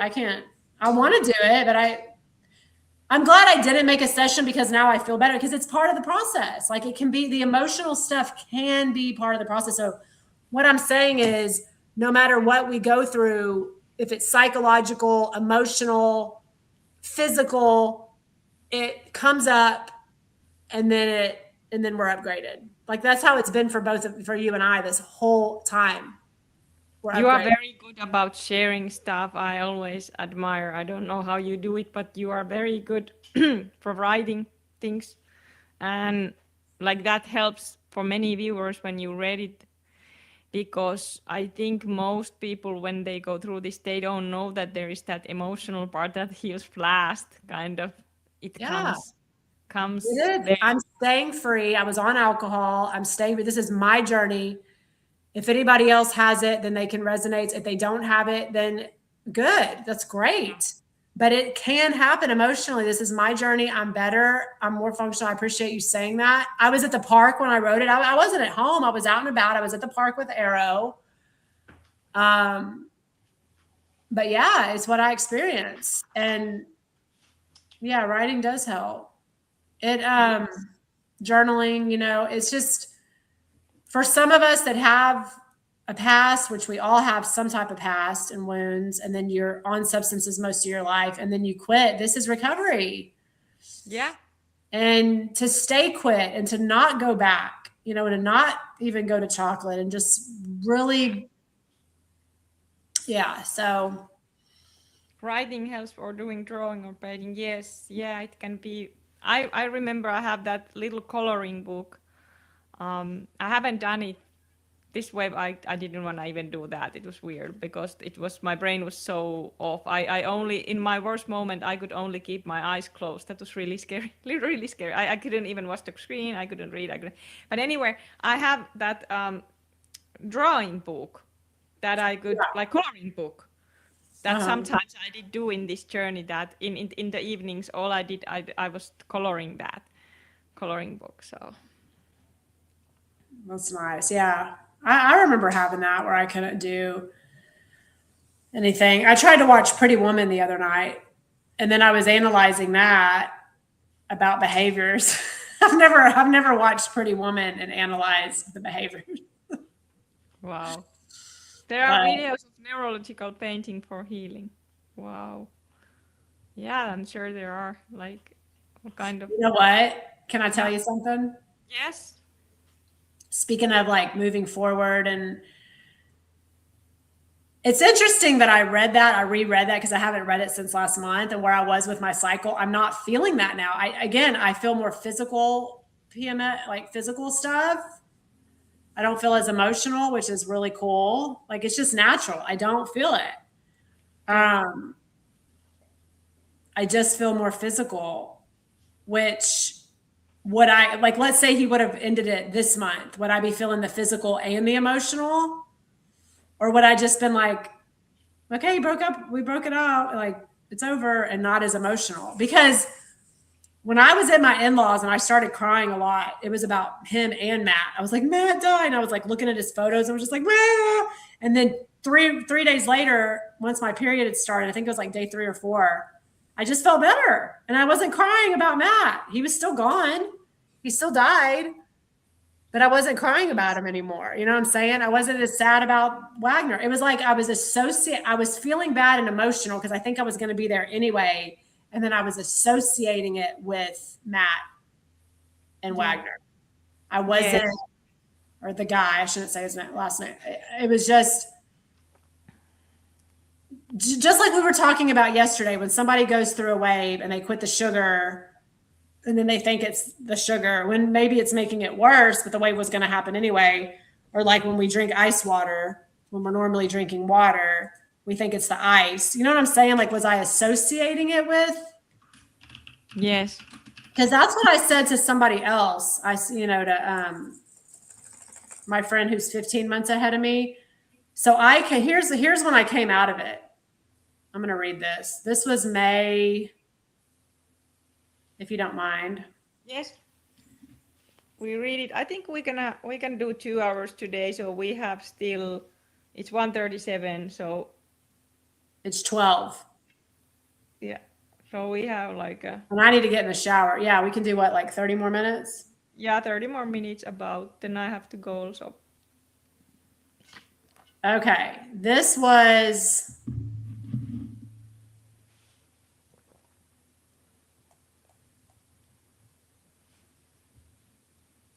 May 17th. So what's the time frame? What day did I send Angie that message? May 11th? May 11th. So what is that? Like How many days is that? I can count if you say that. What is your day? That was 6 days. Okay. 7 full days. Almost a week. So it lasted, but I also said I felt it. I think I felt it for like a day before. And here's what's interesting. Before it hit for the full week, it was like 1 day on, 1 day off. Like I would be like, oh, I'm good. I got this. I'd be like on my walks. I'm like, I got this. And then it just hit for like very like up and down. Like, yeah. So if it really was just depression because of what I went through, it would have just been there, but it kept lifting and coming up, and then it lasted, and then it lifted. And then I was like, not as sad about it. Like, so weird. So this is interesting because I'm going to read it. This is what I said to my friend on May 17th at 8:19 p.m. when I had already been messaging her that I didn't feel good. What's happening to me? My brain feels inflamed. I feel completely flat.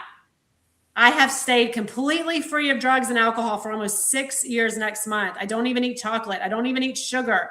I'm not doing well. I just don't understand. for 1 week. Now, let me say this really quickly. Oh, crap. Cameraman up. I know. The heck. Okay, we know how this goes. It's just going to take a second because I want to read this. This is interesting. I mean, we're documenting our journey, you know? Yeah. In real time. Okay, it's back on. Good. When I feel that inflammation, what is that inflammation that's healing? It has to be, right? It has to be something. But I don't like it. And it was for 1 week. So here's the thing. Let's say, because you felt good for 8 months before this. Functional. Very functional. You were working out. You were better. I was working out. I was going in the gym. What word did I just say? Did I say I said you felt, what did I say? You were feeling great.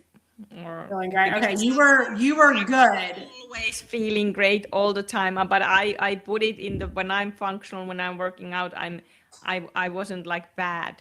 You can compartmentalize it and push. I was motivated. Like I can, yeah. Motivated. Yeah, I mean, so I hit my wave in February, but like November, I was with Jamie at the beach and we were going for walks, like 7-mile walks. Wow. So here's my point. To go through something like what we've been through and we get upgraded, it's worth it because we know, like, okay, let's say for now, we go through this and for like 8-9 months, we're even more functional, we're better, we're doing all the things. And then next year we go through another little one before our 7-year. We don't know. Probably. Then, but we know that we're better. We always know we're better and better and better. Mm-hmm.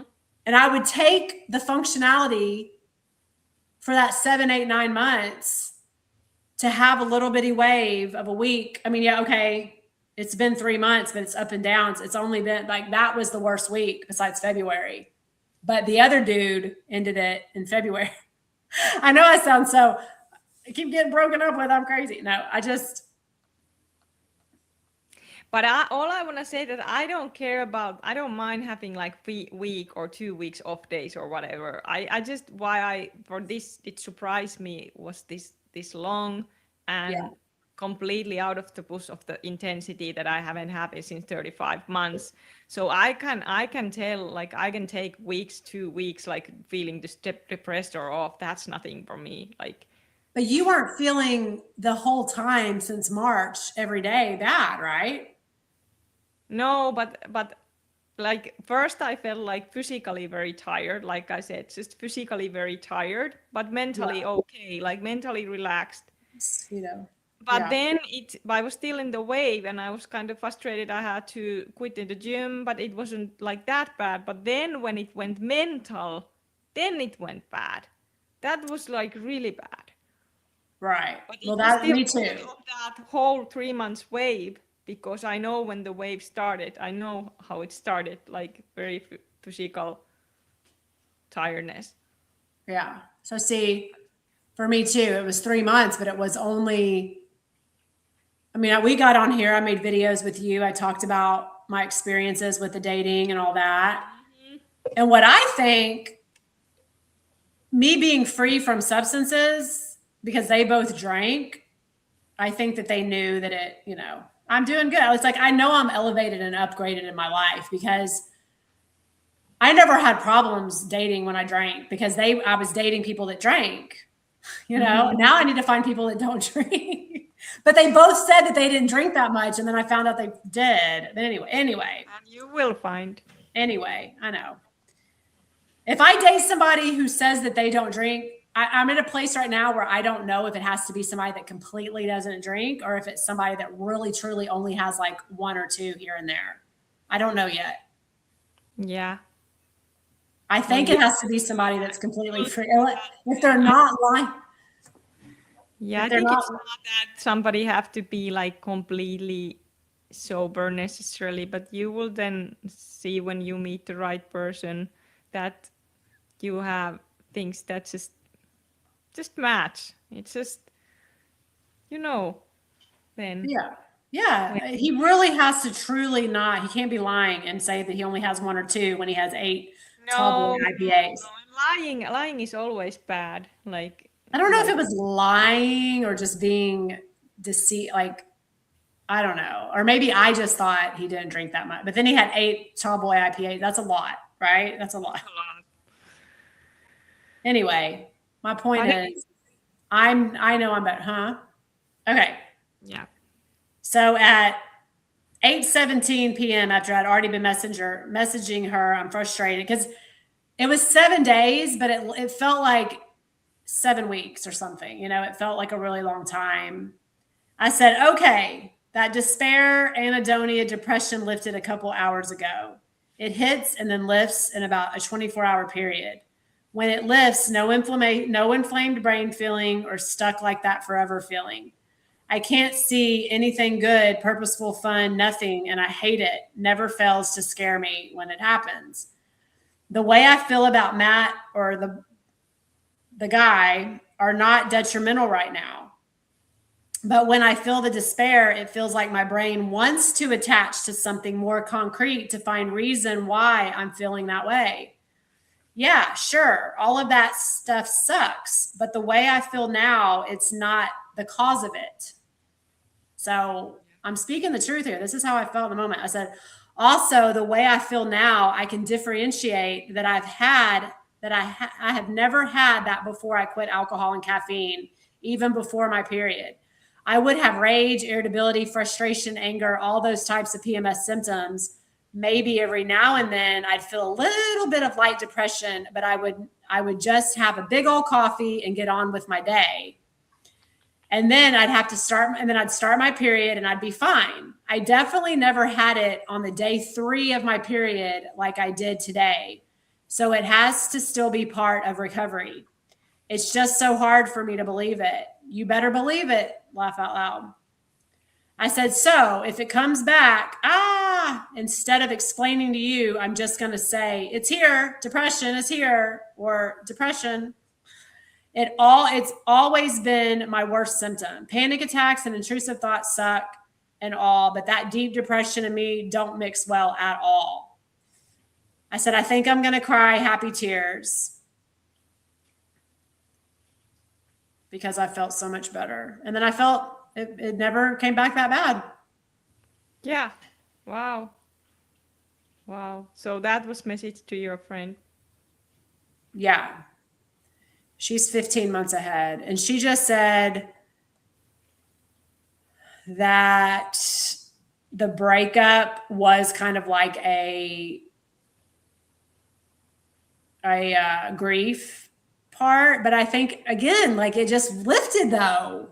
How can it just lift after a week? Like day 3 of my period. And now my hormones are in a different place. Am I in perimenopause? Like I just think with more time, I'll know, but that's how I felt. It lifted. It was there for a week. My worst symptom has always been depression, like I said. Yes. Yes. Thank you, Kud. Thank you. I felt it. I dealt with it. I got through it at my in-laws' house. Then it lifted and I felt relief. And I didn't feel the same way. Like I said, it was like I was trying to associate it to something concrete to make it feel like it was that. Yeah. Because if it was that specific thing, then it would still be that. It only lasted a week and then it lifted on day 3 of my period. When before, like I said, I never even had day 1 or 2 or 3. I'd start my period and I'd be fine when I was on everything. It has to be part of the way my body is processing the hormones. My hormones have always been off my whole journey. Yeah. Same. Since I started. It was different. And they have been healing long time, like every period, every ovulation. Usually my ovulation were worse than my periods many times about the head symptoms. And day 18 to 3 was bad, really bad. And 24, I had some intrusive that's coming on really heavy because my cycle is 26 to 27, it's long. So usually 4 days before periods or 3 days, my intrusive thoughts did hit in the roof. Some reason in that point. But anyway, now they are like better. And better. It just gets better and better. And we go through, we've always experienced the stuff and then we're upgraded. But yeah, I wanted to say about singing in the shower. I mean, I can now, or I can sing in the car and I get really high, just like I was talking about yesterday.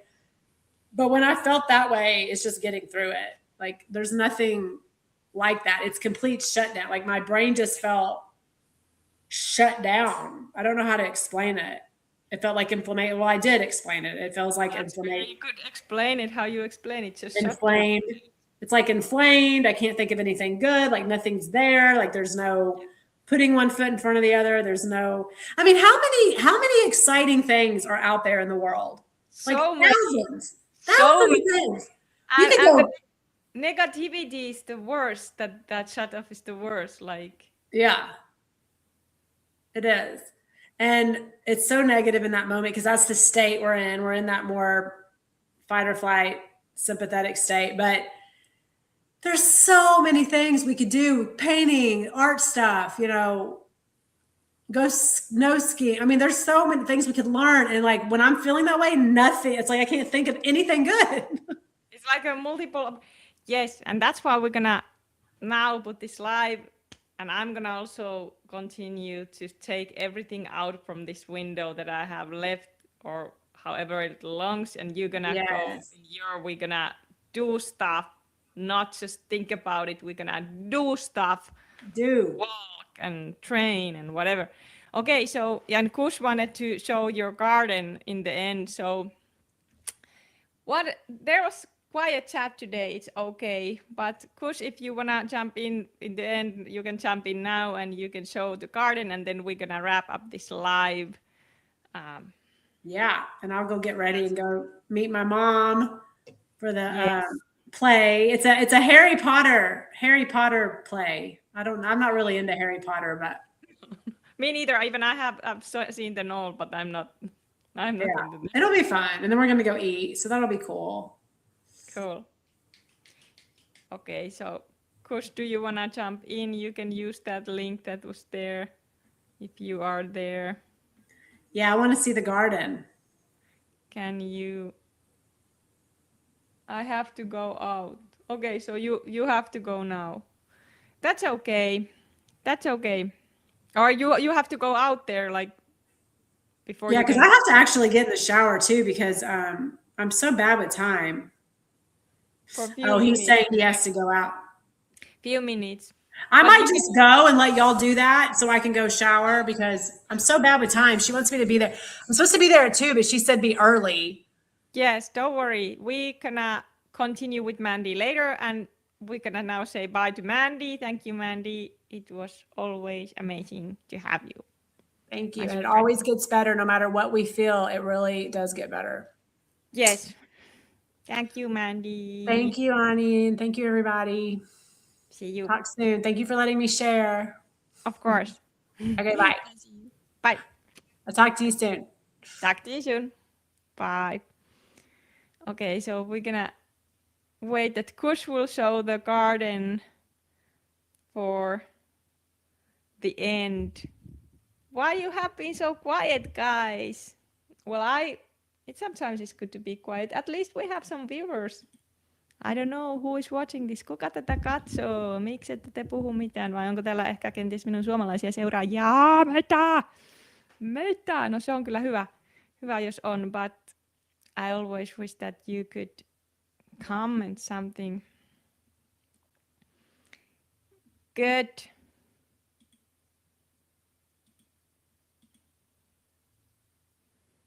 Let's see if the Kush jumps in. I'm gonna put another link there because then I also have to go in 10 minutes. But okay, there is Kush. Yay!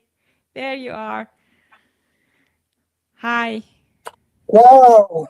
Where did Mandy go? She had to go because she's going dinner with her mom. So. All right. Ah, okay. Okay, bless her. Well, Yes. okay, I'm going out to the garden, but please be patient because I got to check with the signal, you know.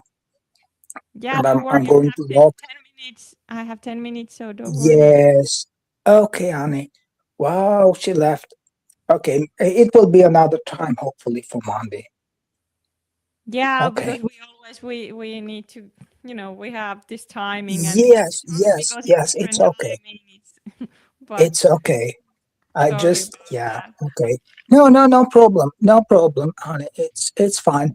Uh, well, but you can also tell her, for us who believe, like what has helped me, uh, the Lord already lives within us, you know, when we invite Him in our life. And there are believers like who, because of insecurities and things, don't like understand this very well, you know, or because if they go to some religious thing and the fear and other things. But the Lord is within us, and He is faithful because I've had at least once, like you know, that situation with intrusive thoughts. I ate. I ate uh, dinner, and I went to rest to have some quiet time. And then suddenly, in my mind was bombarded, you know, with these like uh, low thoughts, visions, abominations, and but it was very quick, you know. I didn't move, but I felt the peace, you know, because the Lord lives already within us with His risen life, and that's why uh, this is to help us, you know, to grow, and so we can also help one another with these situations. And like what is good for me is that I call on the name of the Lord. Yes. Even softly, you can call him Jesus. I love to tell him, "Thank you, Lord, that you are with me."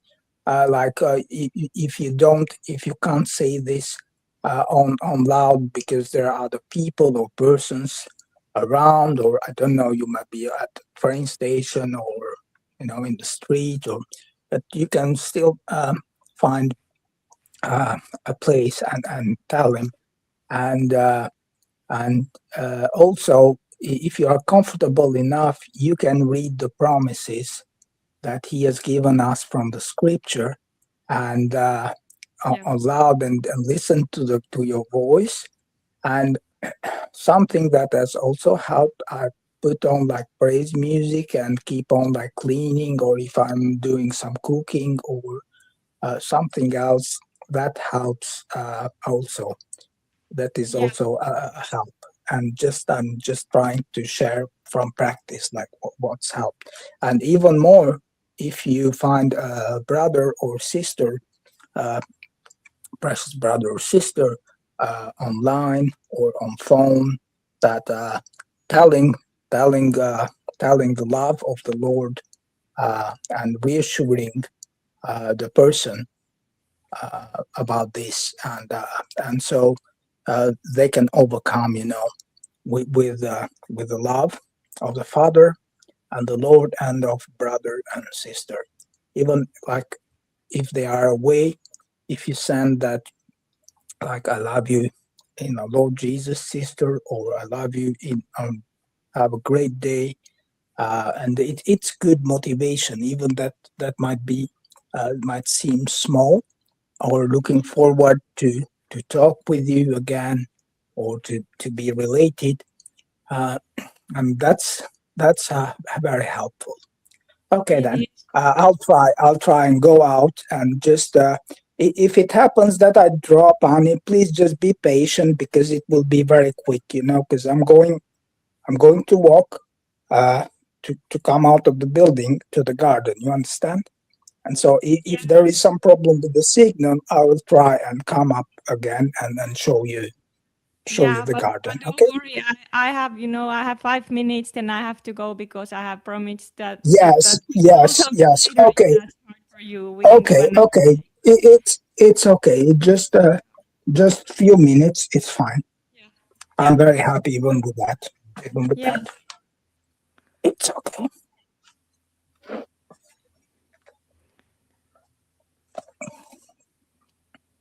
I'm putting on my sandals of peace. Yeah. It's probably hot out there too. Like, Yes, yes. Okay, I'll keep this shut.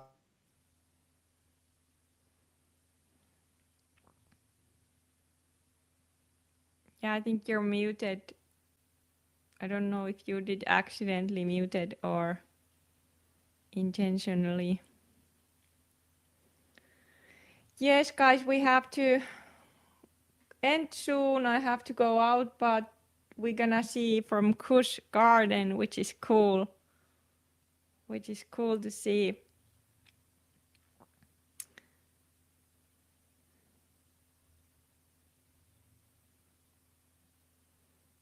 So hopefully you guys will have been getting good info from these lives, and I hope that you can always watch these afterwards.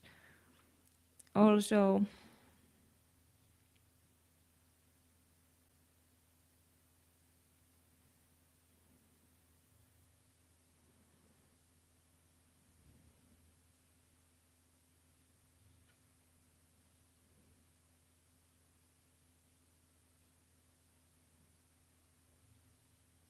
Kush, are you out there?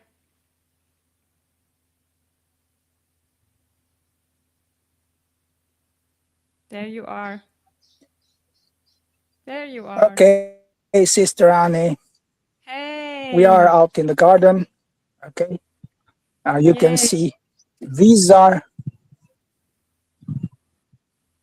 I cannot see yet on your camera. yeah Okay, now I can. these are these are linden trees, and they have very nice sweet aroma. It's against anxiety, and